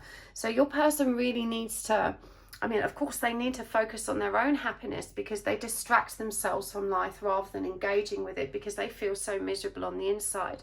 But they do also need to take the needs of others into account. I must add that I don't think they're going to be receptive about hearing this from the Divine Feminine, because they've probably heard it 1,000 times before. You're so selfish, you're so selfish, you're so selfish. You know, going on the attack isn't the best way to help resolve this. I think it would be more powerful to ask this person, like, I understand you go down these rabbit holes where you disappear and you're doing your own thing, you're trying to please yourself, but how do you feel when you remember that you've missed plans or engagements or important things? How does that make you feel? I think you'll find that they actually feel quite bad about it, that, you know, they end up thinking, oh my God, I've let people down. But then the fear of judgment and anger is what probably then pushes them further into avoidance. So there could be some ADHD or ADD here as well, which actually exacerbates this kind of habit of just pleasing themselves. And I speak from experience with ADD because I have it, and I'm incredibly absent-minded. It doesn't mean I don't care, but I can forget really important things because I just kind of get lost in my own thoughts, in my own stuff, really. So I do think there's a little bit more compassion needed to help them break this habit, because deep down they feel bad about it, but I feel like every time it comes up in communication, it's with anger, it's with judgment, it's with fury, and this person's defenses go up and nothing gets resolved. Surrender, denial, accept people and situations as they are without denying the difficulties, and then you can see clearly. So, you know, this person is very reluctant to recognize all the things that are wrong in this connection. It's genuine because they don't understand them. You know, they may call you too demanding, well, you expect too much, or I don't know how to do this. And really it's because they don't see clearly. There's some shame associated with, you know, maybe I'm stupid, I don't see the problem here. Or maybe it's the case they simply don't want to address it. And so it's almost like a veil that stops them from seeing the truth. And they, you know, they need to tear off their own eye mask. Surrender resentments. Holding on only poisons you, and you've also got surrender the drama. So, you know, again, both of you come from families or childhoods that are very dramatic. There is a lot of resentment, and this poison is in both of you. It rises up in both of you. You both have a tendency to lash out verbally, to hate on one another, you know, when you're attacking one another. And so you need to start being more compassionate to one another. You know, your person is addicted to the emotional charge of those kind of dramatic situations because it's normal to them and it's all they've ever known. And, you know, the viewer, if you're the Divine Feminine, you're very much bringing a similar kind of energy. So let's get some overall guidance for you both as well. I'm going to use the Healers of the Earth cards and the Animal cards. Got lots of horses come through for you, I'm just noticing. Sound healing, Akashic records, fungi funeral, lots of butterflies, skulls and mushrooms there, and without a care, spider energy coming through there. And from the Spirit Animal Oracle, we've got stingray, wolf and shark. And for the masculine, we've got crow, raccoon and firefly. I want to get a wisdom of the oracle for the connecting energies here for guidance. Message in a bottle, blessed and loyal heart. And from the charm bowl, oh, one fell out there, I'll grab that in a minute. see what we've got. So that was the record player. Ooh. Introvert. The empty battery. The map. You are safe with me. The yin yang whales. Hello, I'm yours.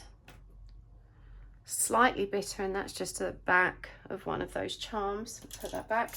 Let's get a couple of tarot coins. All right, that's 3. We have got the 6 of Cups, which is interesting. That came out in reverse for the Divine Feminine. The Ace of Cups. And the Knight of Swords. So overall guidance for you two. Akashic Records, and it says also healing tone, self-expression and music, and of course you've got the record player here. So, you know, this Divine Feminine, perhaps by writing music or listening to music to help her can understand her feelings, or even to transmute a lot of the negative feelings she's having will be very, very powerful. But you've also got Akashic Records here, deeper knowing and history. And for me, this is about tapping into your soul's own experiences through perhaps regression therapy, if not Akashic readings, that can help you understand the broken parts of yourself or the patterns that have repeated, not just through this lifetime, but through many others that you're bringing, you know, into this experience. I do feel that with the music one specifically, there is a nod towards writing music specifically. Even if you're just writing lyrics and if you're not a musician, you can't put music to it. There's an idea here about working with lyrics, specifically working with words and musical sound to help you find clarity, to help you get past the ego. When we're working creatively, the ego is kind of silenced by the flow state of creative expression, so it allows you to kind of bring forward with more purity and clarity the feelings that are beneath the surface that you're not acknowledging because you're so engaged in the mind. For the masculine, we've got sobriety, healthy choices, fungi, funeral, all these butterflies which represent powerful change. And this is also the death card, number 13 in tarot, you know, an ending. And so it may be that there are addictions or substance issues here as well that interfere with this connection that really genuinely need to be addressed and brought to an end.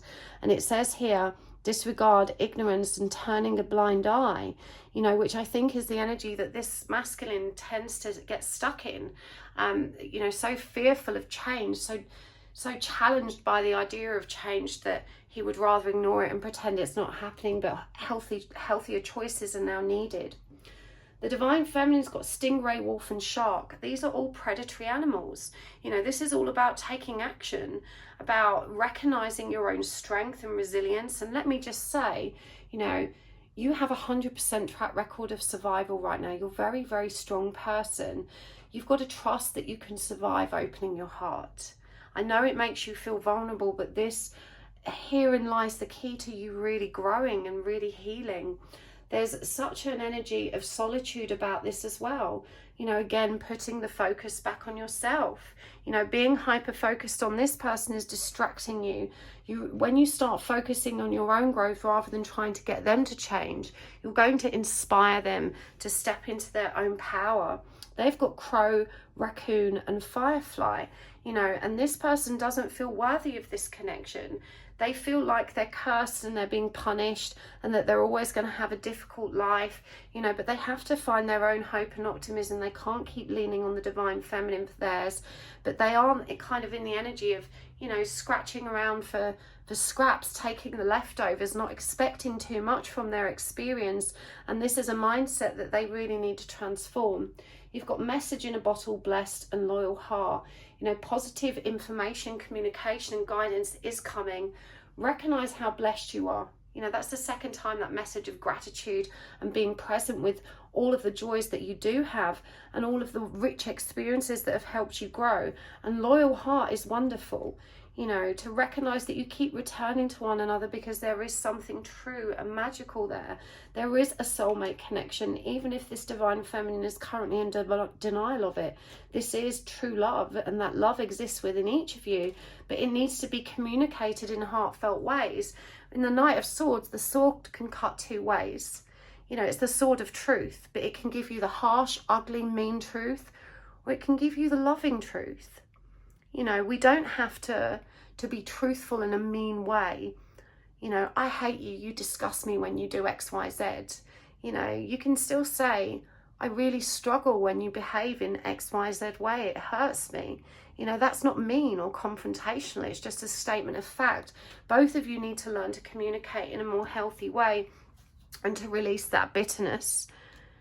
You do belong to one another. You know that, which is why you can't get away, but you're safer than you think you are. Again, we've got introvert coming up. You know, both of you need this time alone to recharge. Both of you need to focus on selves. You need to take time out to focus on selves, to make that a priority. And remember what we said about that card that came up for your masculine. You know, this indecision, you both have the same destination. You're both always, the paths are going to converge and come back towards one another, and you can trust in that. There's a profound divine connection here, you know, with big love and big heart. The whale symbol is representative of that big pure heartedness. You just have to learn to trust one another, and that means learning to trust yourselves too. So I really hope that helped part 2. I'm going to take this over to the extended readings. Thank you so much for joining me here. If you'd like to join me in the extended, you can find the link in the description box below. But thank you for hitting the like button today if you enjoyed this, and thank you for commenting if it resonated for you. It can really help to make a note in the comments as well of which pile you watched, because when you only watch a fraction of the videos you've done today, YouTube has a habit of recommending the video to you again at a later date, kind of like, hey, you didn't finish watching this, want to see some more? And that's usually always in perfect timing. So if you know which pile you've watched already, you'll know not to go over the same ground again. But I always find it so interesting that YouTube usually pops them up again when you need them the most. But thank you so much for being here. Thank you for subscribing. And thank you for the very special souls that do take the time to watch my adverts and commercials. Please don't underestimate how important and powerful that is for YouTubers like myself, other readers too. You know, that's how we get paid. Every little helps, and it really, you know, it's a perfect energy exchange. 1 minute of your time for a free reading is exceptional value, especially if it's really resonated for you. So thank you for those of you that take the time to do that. It doesn't go unnoticed, and it really is appreciated. So thanks for your time, happy souls. I'll see you next time. Bye. Hello, pile 3. Welcome to your reading. You've chosen the Bumbleberry Hollows Tarot and the Rose Quartz. And we are asking today, what's going on between you and your person? What's really happening between you? And when I do these readings, we look into the energy of both counterparts. That's to say, we look at the divine feminine, how the divine feminine is showing up in the connection, what energy they're bringing. And we look at the divine masculine, what energy they're bringing. We look at how each counterpart is thinking and feeling about one another. And we look at what's shifting for each of you. And we also look at the connecting energies in the middle. How do those individual energies impact the whole? We will, of course, bring through lots of guidance as well. We're going to be using the oracle cards and the charms and the tarot coins, and there will be an extended reading if this resonates for you. So I used 3 decks for this reading. For the divine feminine energies, who I will refer to as she, although it could be she or he or non-binary. It's not a gender specific reading, it just is representative of the energy you're currently expressing at the moment. And for the divine masculine energies, which I will refer to as he, just as to save for confusion, I will be using this deck, the Muse Tarot. So please adjust the gender pronouns as fits your situation. And for the connecting energies down the middle, I'm using this deck. This is the Illest Tarot. It's one of my favourites actually. Love this deck so much. So I shuffled these off screen, but I like to give them another quick shuffle so you can see. Let's start with the divine feminine energies. So divine feminine, what is the energy that our divine feminine is showing up for this connection with? Let's have a look. We've got the 8 of Wands in reverse. We've got the Queen of Pentacles in reverse.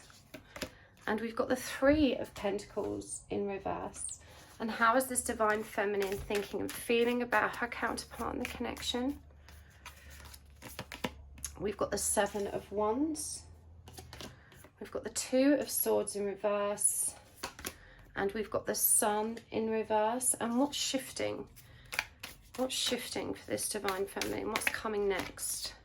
The Knight of Swords. The Ace of Wands. And the Devil in reverse. Okay, let's get some cards of the masculine.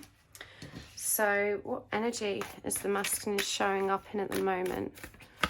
We've got the Ace of Pentacles, the Ten of Pentacles, and the Two of Cups in reverse. And how's this divine masculine thinking and feeling about the connection? We've got the Six of Wands in reverse, the Six of Swords in reverse, and the Nine of Cups in reverse. And what's shifting for this divine masculine? The Eight of Pentacles in reverse, the Four of Pentacles, and the Lovers. Okie dokie, let's look at the connecting energies.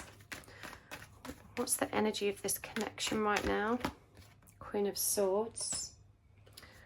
What's the connecting thoughts and feelings? Three of Swords in reverse. And what's the connecting change? The Three of Cups. Okay. We'll get some more cards as we go. I want to start with this divine feminine. The first thing that pops through as I turn these cards over is that it's actually the divine feminine that's already in a relationship.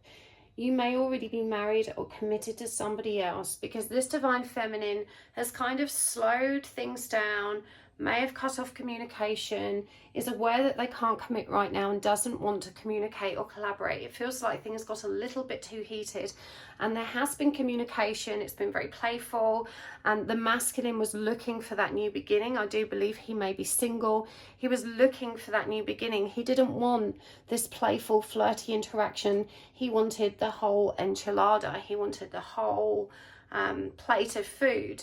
And so it does feel like this divine feminine may have put the brakes on. She's certainly in the energy of avoidance with all of these cards reversed here, especially that the two of these cards specifically reference commitment and collaboration, an effort to work together for the greater good. The Eight of Wands, which is speed and fast moving change. It feels like this is a, whoa, slow down there. You know, let's take this really easy, because this is going a bit too quickly for me. I'm not ready to make the changes I need to make to allow this connection to move forward. So, you know, both of them in a very different frame of mind. This masculine is ready to commit. He's ready to have that new beginning. He doesn't want this, you know, as I said, this casual, flirty interaction that doesn't mean much. And there may have been a lot of communication, a lot of honest and real communication between the two of you about how to do this. And it feels like, you know, whether there was a mutual agreement or not, it was certainly decided, probably by the divine feminine, that maybe we should cool things down and not speak for a while. So very interesting. So for the divine feminine, you know, her guard is up. We see here with thoughts and feelings that the Seven of Wands is upright, and then we've got the Two of Swords and the Sun in reverse. The drama, the sneakiness, the secrecy, the not knowing what to do, the constant indecision and procrastination was starting to take its toll on the divine feminine. She simply wasn't feeling happy or comfortable with the way the arrangement was. She felt very torn, and she was sick of feeling stuck. And so it felt easier to just kind of press the pause button, you know, put the barriers back up and take some space for herself. This is a divine feminine that's certainly looking at this very pragmatically. There isn't a great deal of emotion being expressed here. This is someone that's quite together, has learned to temper their impulsive nature, and knows when to pull back. And, you know, it feels like this divine feminine was feeling very much like, do you know what, even though this was exciting when we started talking again and things started heating up, actually it's just making me feel bad, it's making me feel anxious, I don't know how to deal with it, and I need some space to figure this out. The masculine's pretty devastated about this. You know, we've got the Six of Wands in reverse, you know, a complete attack of doubt, not trusting, but also feeling like he simply cannot move forward without his divine feminine. It's really interesting to see the runner chaser energy reversed in these counterparts, with the masculine feeling like, I can't go anywhere, I can't leave this connection, you know, this is what I wanted. And with the 9 of Cups in reverse, not knowing how to soothe himself, not knowing how to find some respite, comfort or solace in the decision that's being made. There's definitely the energy of grief, you know, represented here. Doubt, grief, uncertainty.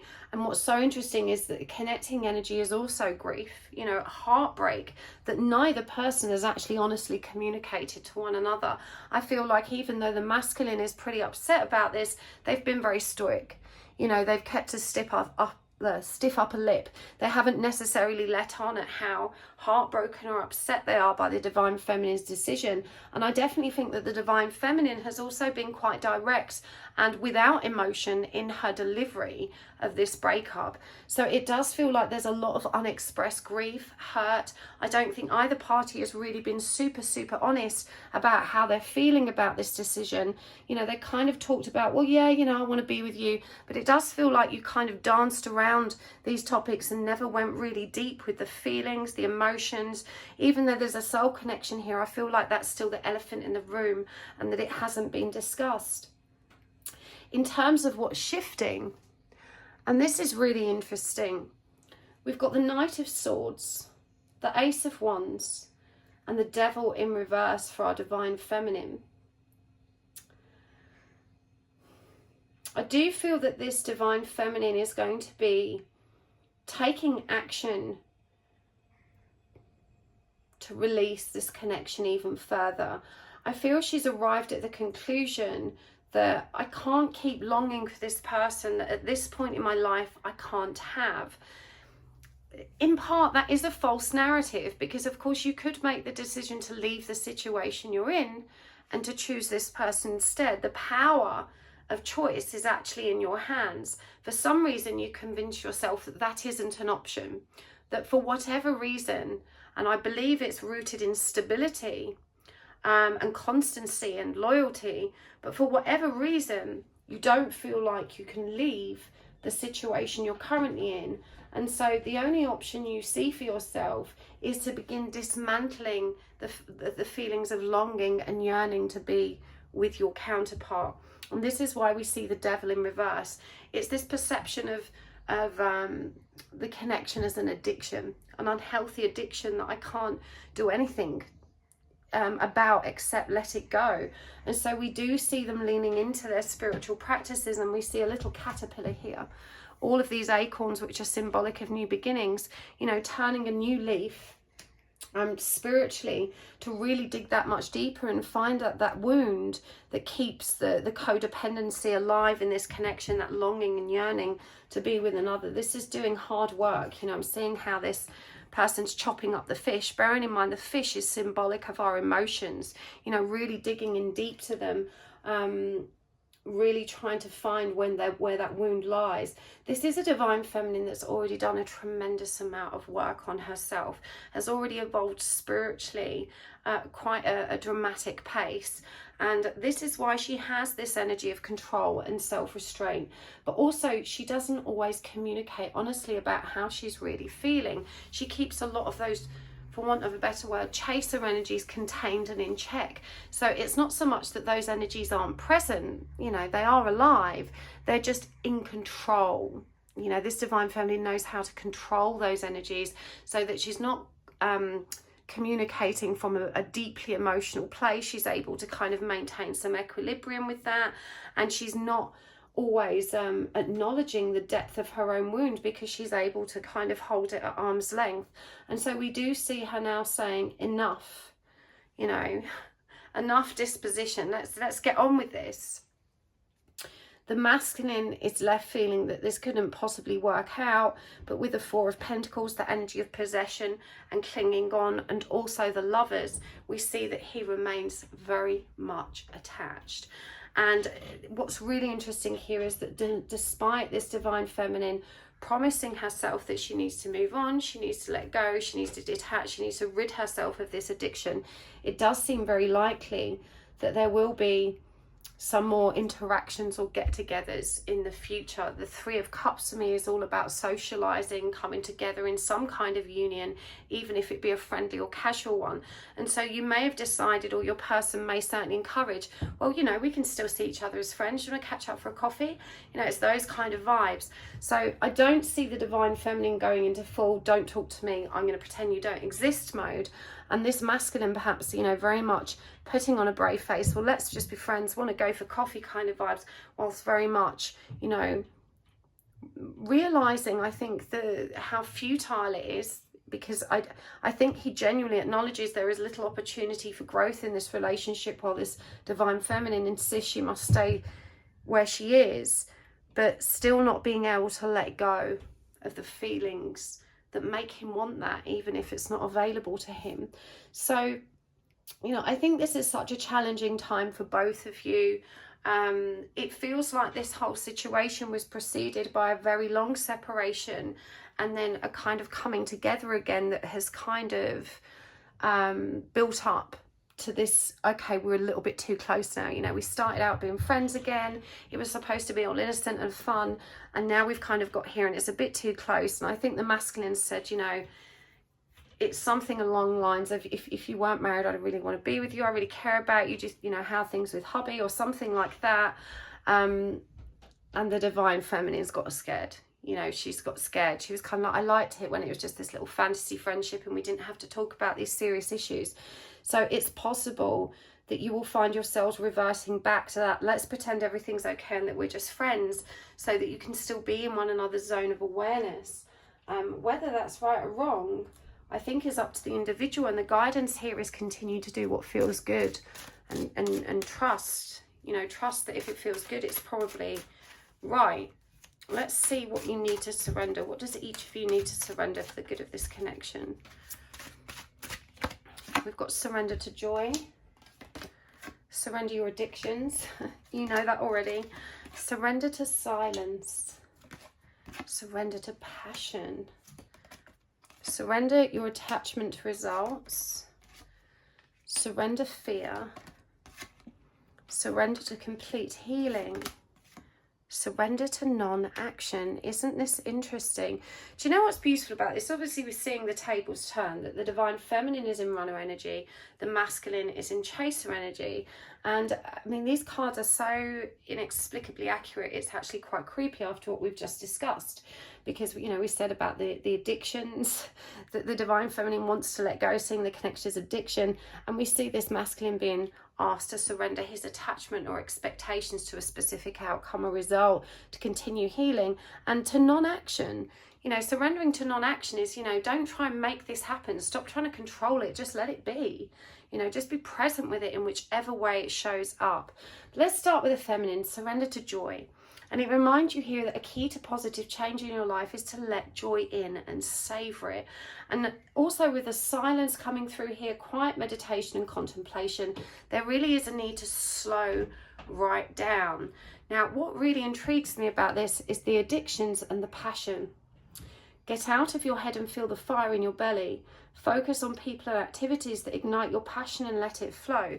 Interestingly, and you probably won't like this, divine feminine, because it's the polar opposite of what you want to do, but my first instinct was literally to surrender to passion, to physical intimacy with your person, which I get the idea you've been resisting because you're not really available for that to happen. And that it might have been the urge or impulse to kind of take the connection to that next level that caused you to put on the brakes and say, right, this is an unhealthy addiction, you know, I need to kind of let this go. This is such a tricky one, because part of me feels like one of the reasons it's so addictive is because of the excitement and anticipation of the unknown. If you two haven't been physically intimate, you know, there's an awful lot of dreaming and fantasizing that goes in to the anticipatory nature of you know, wanting something like that you don't yet have. Usually once it's occurred, you know, some of that kind of addictive, excited quality dissipates somewhat. this is something that you're definitely wrestling with right now.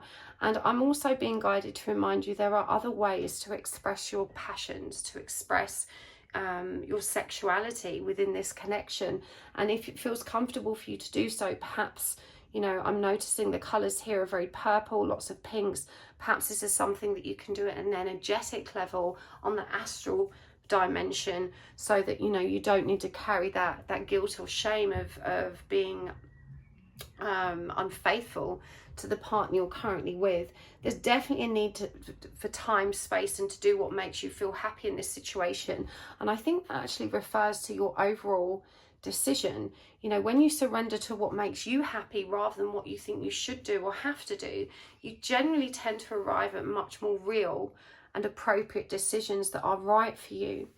With your person, surrender your attachment to results. You know, this is what the divine feminine generally works so hard to do, to let go of expectations, to just accept the relationship in whichever way it presents, even if that's friendship, which can be really hard. But it does say here, holding on too tightly to a desired outcome can sabotage it. And I think this is the next challenge for your person. You know, I think they're realizing that they want you in their life in whatever, in whichever way you show up, and that, you know, they're going to be challenging themselves to try and align with that. Surrender fear. You know, this is letting go about all of those fearful stories that they tell themselves, the what ifing. It feels like a similar journey to what the divine feminine has already taken on her own behalf. Again, complete healing and non-action is here. This is all about unconditional love. You know, when we release control and we put the ego down, you know, stop wanting, stop controlling, just allow the divine plan to flow in the order it's meant to, and accept things as they are. That is mindfulness and healing and enlightenment. You know, when we actually let go, that's when we arrive at a place of gratitude just for, you know, how things are. There's no need to try and control them anymore. So let's get some more guidance cards. Guidance for both of you.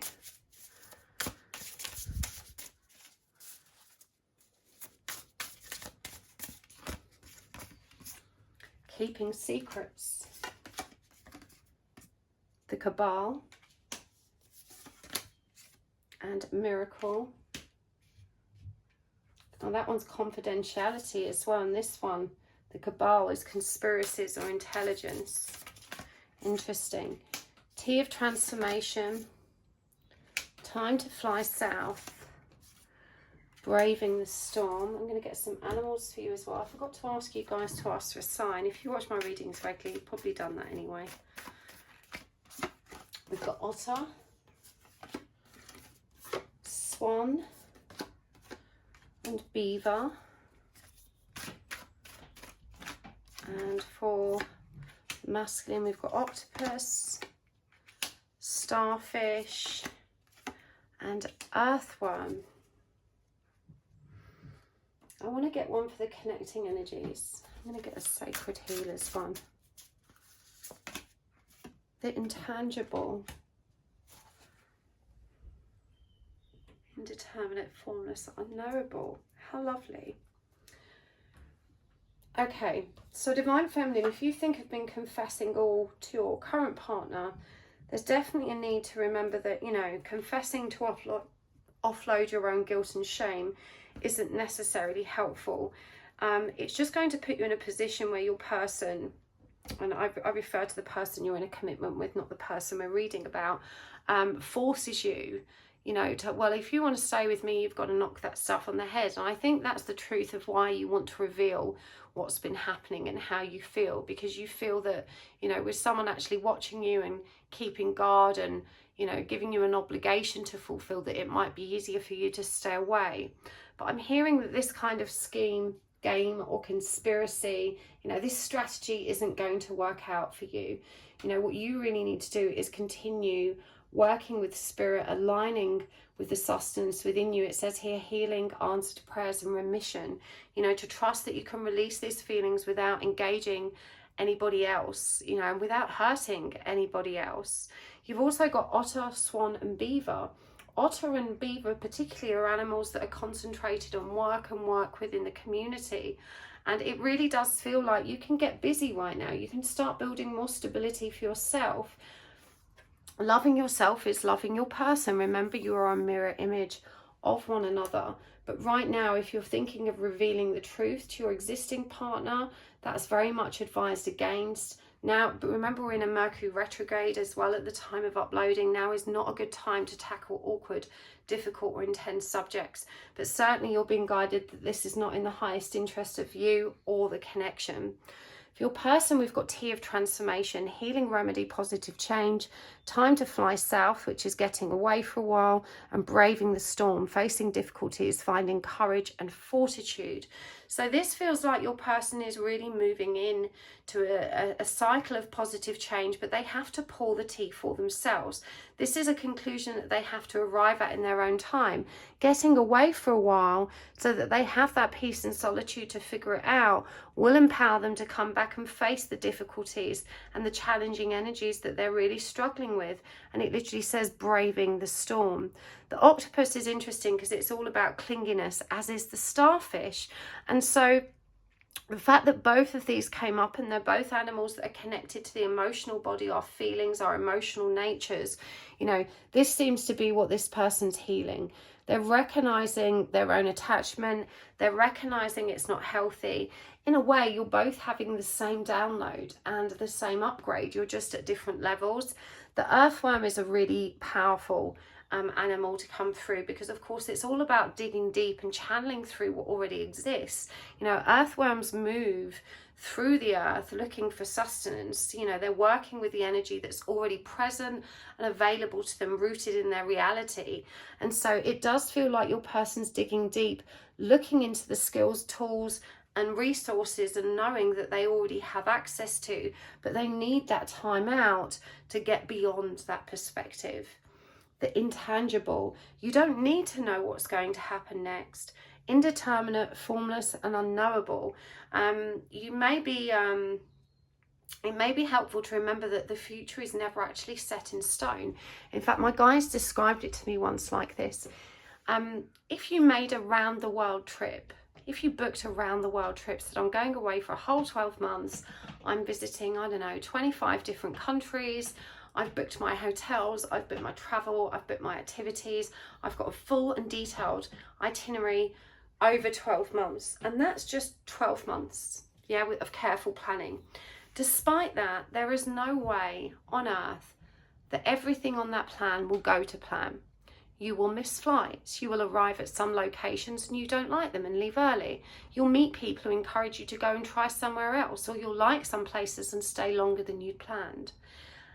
Everything is constantly in motion because there's so many other things crossing paths with our intentions. You know, sometimes it's difficult to even get to work on time, right?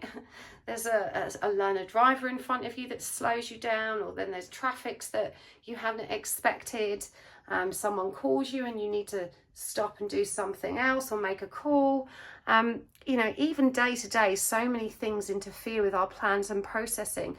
And so in reality, even if there was a fixed destined path, the chances of us staying 100% aligned with it and not taking detours are actually very slim. And so what my guides explained to me is there is a higher mission, but the nitty gritty details don't look so much like an itinerary as we would expect, that we have a lot of free will and choice in terms of how to get there. You know, there may be a specific destination, but we choose the route. And so they're reminding you that the answers are not outside of you, and neither are they in source. You can figure out one step at a time which direction feels right to move in by trusting your own instincts, rather than constantly trying to receive guidance about the future. Pardon me, and blindly following that. This is about learning to listen to your own inner truth. You know, your prayers are answered when you go within and listen to what's right for you in any given moment. The answer is always in your own heart space. But it just feels like you're both moving, as I said, through a similar healing journey or pattern, but at very different stages to one another. Similar lessons, different stages on the evolutionary frequency. So let's get some more Just trying to think what needs to be asked. What do you each need to know the most about this connection right now? All that glitters, blessed, yin, and clean it up. And for the masculine, never-ending story, exchanging gifts, the fates, and deep knowing. And the connecting energies here. Loyal heart. It's so interestingly that gifts came up for both of you. All that glitters. As soon as that turned over, the reminder that's coming through for you, Divine Feminine, is to stop resenting and getting frustrated with this journey, and remember that it's a beautiful gift. It doesn't always feel that way because it's so challenging and it's so difficult, but you really are blessed to be on this journey, to be on this path. And I know that, you know, you are grown enough to recognize that when you're in a good space. You know, here, the only thing you need to know about about this journey, about this connection, is that you can only focus on healing and clearing up yourself. And I don't think there's been a really fierce attempt to get your person to heal, but you have definitely dedicated a lot of time to kind of trying to inform their knowing so that they can start taking the right steps to bring things into balance. The irony is that when they've turned themselves towards that, you know, you've kind of panicked and pulled back. So you really need to continue focusing on yourself, continue focusing on bringing your own energies into balance, being focused on your own blessings. There's also a message here about really engaging your higher senses and working for the greater good of humanity. You are very gifted psychically. Indeed, my first thought when this came out was spirit release therapy, and that you may have a natural propensity or gift towards that kind of psychic practice, helping people stay energetically clean, whether that be through the act of spirit release therapy or some other kind of holistic practice or guidance. But you do have a powerful gift that you can find a healthier outlet for your growth by channeling a lot of that energy and a lot of these gifts, in particular psychic gifts, into the greater good, you know, of the collective, not just yourself and your person. For them, I don't think they understand what a twin flame connection is yet. You know, they want reciprocity, and they don't understand why they can't let you go, or why this connection keeps coming back round to see them. They just know it's a never-ending story, and I'm really drawn to how they kind of sat here looking a little bit stressed and confused. They've got a mirror next to them, and then there's this kind of bit underneath that they can't see, right? And that the arrow here is it's midway between yes and no. There's no answer there. It just seems to go on and on. What's happening here? What's really happening? Why am I still in this connection that's not going anywhere? This person's not been free. You know, I don't understand it. They do understand there's some kind of destiny here, but they probably need to kind of figure out the truth of this now and connect with that deep knowing that already exists within them. And exchanging gifts. You know, you really are a gift to one another. I think this really connects with that idea that as twin flames or soulmates, you're constantly activating awareness, knowing, deep understanding and power within one another, you know, and that really is very, very beautiful. It is a beautiful gift. Loyal heart. You know, I think no matter which direction each of you moves in, you are constantly facing each other energetically. There is such beautiful simpatico and lovely energy here that you both need to remember that you can't mess this connection up. Whichever decisions you make at this moment in time, if they feel good, trust that they are the right decisions for you. There is nothing here keeping you in a situation that doesn't, you know, necessarily work for you, because ultimately you can't really separate. There is no such thing as separation. It's an illusion. Energetically and in the heart space, you are always connected. And I feel like that's what both of you are being called to reflect on and remember about this connection. It's so very beautiful. I have to warn you, Derek's just appeared over here through the window. He may come and destroy our cards at any moment. Hey, good boy, Derek. There's. You're going to be a good boy. Right, let's get some charms. Oh, we need more than that. So, we've got, this little tiny love one that fell out. There's a little love heart that fell out there as well. We've got, is Mercury in retrograde? Yes, it is. We've got no idea. Hello, I'm a bad idea. The asthma pump. The paper fortune teller. The lava stone. And here we've got writer and the losers club. And we've also got the map. Let's get some tarot coins as well.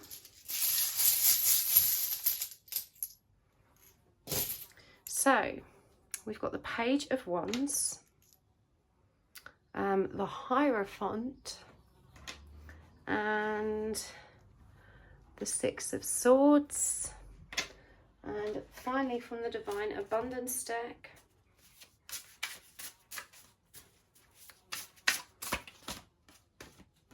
energetic clearing. Isn't that interesting? After I mentioned SRT, flow, divine flow, individuality. Connecting energy here is worth with tiger energy. Okay. I do think that this space you've commanded, Divine Feminine, is probably right for you at this stage in time. You know, we've got the Six of Swords here. A trip or a break was suggested for your person. For me, the Page of Wands can often be about travel or fast more forward change as well. Energetic clearing. During crisis, the Holy One herself may be emptying you of fear and attachments and preparing you to receive her luminous plan. I believe this is Kali. I think after what I said about SRT, and the fact that energetic clearing has come up, maybe that's something you need or something you need to practice. If you've not been feeling great, you know where you can book a spirit release therapy on my website.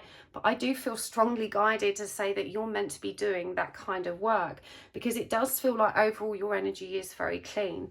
We've got flow. Allow me, Divine, to move with the flow and respond with calmness and peace.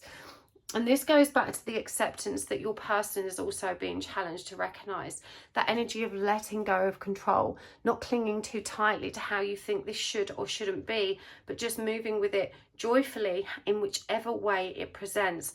And your partner is guided to do the same thing. Eventually, one sublime desire takes precedence over all others to follow the Tao, the divine flow at all cost. Trust in the transformative powers of divine order. And every person has their own personalized study plan in this earth school, you know, individuality. So it's really important that your person isn't comparing their journey too fiercely to yours. Obviously, there's going to be syncs and similarities because you are essentially mirrors to one another. But you must remember that you each came here in your own unique vessel with your own unique experiences and perceptions of life. Worth. You have been worthy to belong to love all along without any need to improve. In fact, you are love itself. For me, this is standing in recognition of the idea that separation truly is an illusion. You only need to return to that love inside of you to recognize that. You don't need to know how to move forward again. You know, that's really come through right now. We've got the Losers Club and Hello, I'm a Bad Idea, which is interesting given that the connecting energy was worth. Both of you carry such a lot of baggage and shame, but for different reasons. In your case, the shame that you've not been faithful, that you have these thoughts about someone else, that you're not, you know, as committed as you would like to be in the relationship you're in. You know, you feel like maybe sometimes you sell yourself out in these situations. And your person carries that shame because they've not lived up to the expectations that they set for themselves. They're not where they think they should be in their life. You know, both of you need to kind of release this. And this is what this time and space is going to give you. Lava Stone for me is all about connecting with those shadow aspects. You know, it's a fierce drive for change and resurrection, but taking a breather is paramount. I do feel that you are both moving in the same direction, even if it doesn't seem that way right now. And again, there's a message here to stop looking for answers outside of yourself, to focus on the higher learning that's being presented, and to continue moving forward in whichever way feels good and appropriate in any given moment. There is no right or wrong. And I'm guided to remind you again, You can't mess this up. There is no right or wrong. Whatever decisions or conclusions you arrive at in any given moment and then take action towards were the right decisions, even if they don't result in the outcome that you had wanted, doesn't mean it was a bad decision. It just means that what was meant to happen happened, because that circumstance presents you an opportunity to learn, which really needed to occur. So I really hope that was helpful for you, pile 3. I'm going to take this over to the extended. We're going to go a bit deeper and get messages from your higher self. So if this resonated for you, you can join me over there. But thank you so much for joining me here. It really has been a pleasure to read for you today. And thank you for hitting the like button, for your beautiful comments. Thank you so much for subscribing. And very special thanks to the generous souls that take time to watch the commercials and the adverts on my videos. It is so super duper important. I know that you probably find it annoying when the commercials pop up, but this is how YouTubers actually make their income. And it's actually a very small energy exchange for the value of the reading that you receive. So if you did enjoy it and you took the time to watch one of those commercials, I appreciate that so much. It really helps my channel to keep growing and to keep going. So thank you so very much. And I will see you next time. Lots of love. Bye.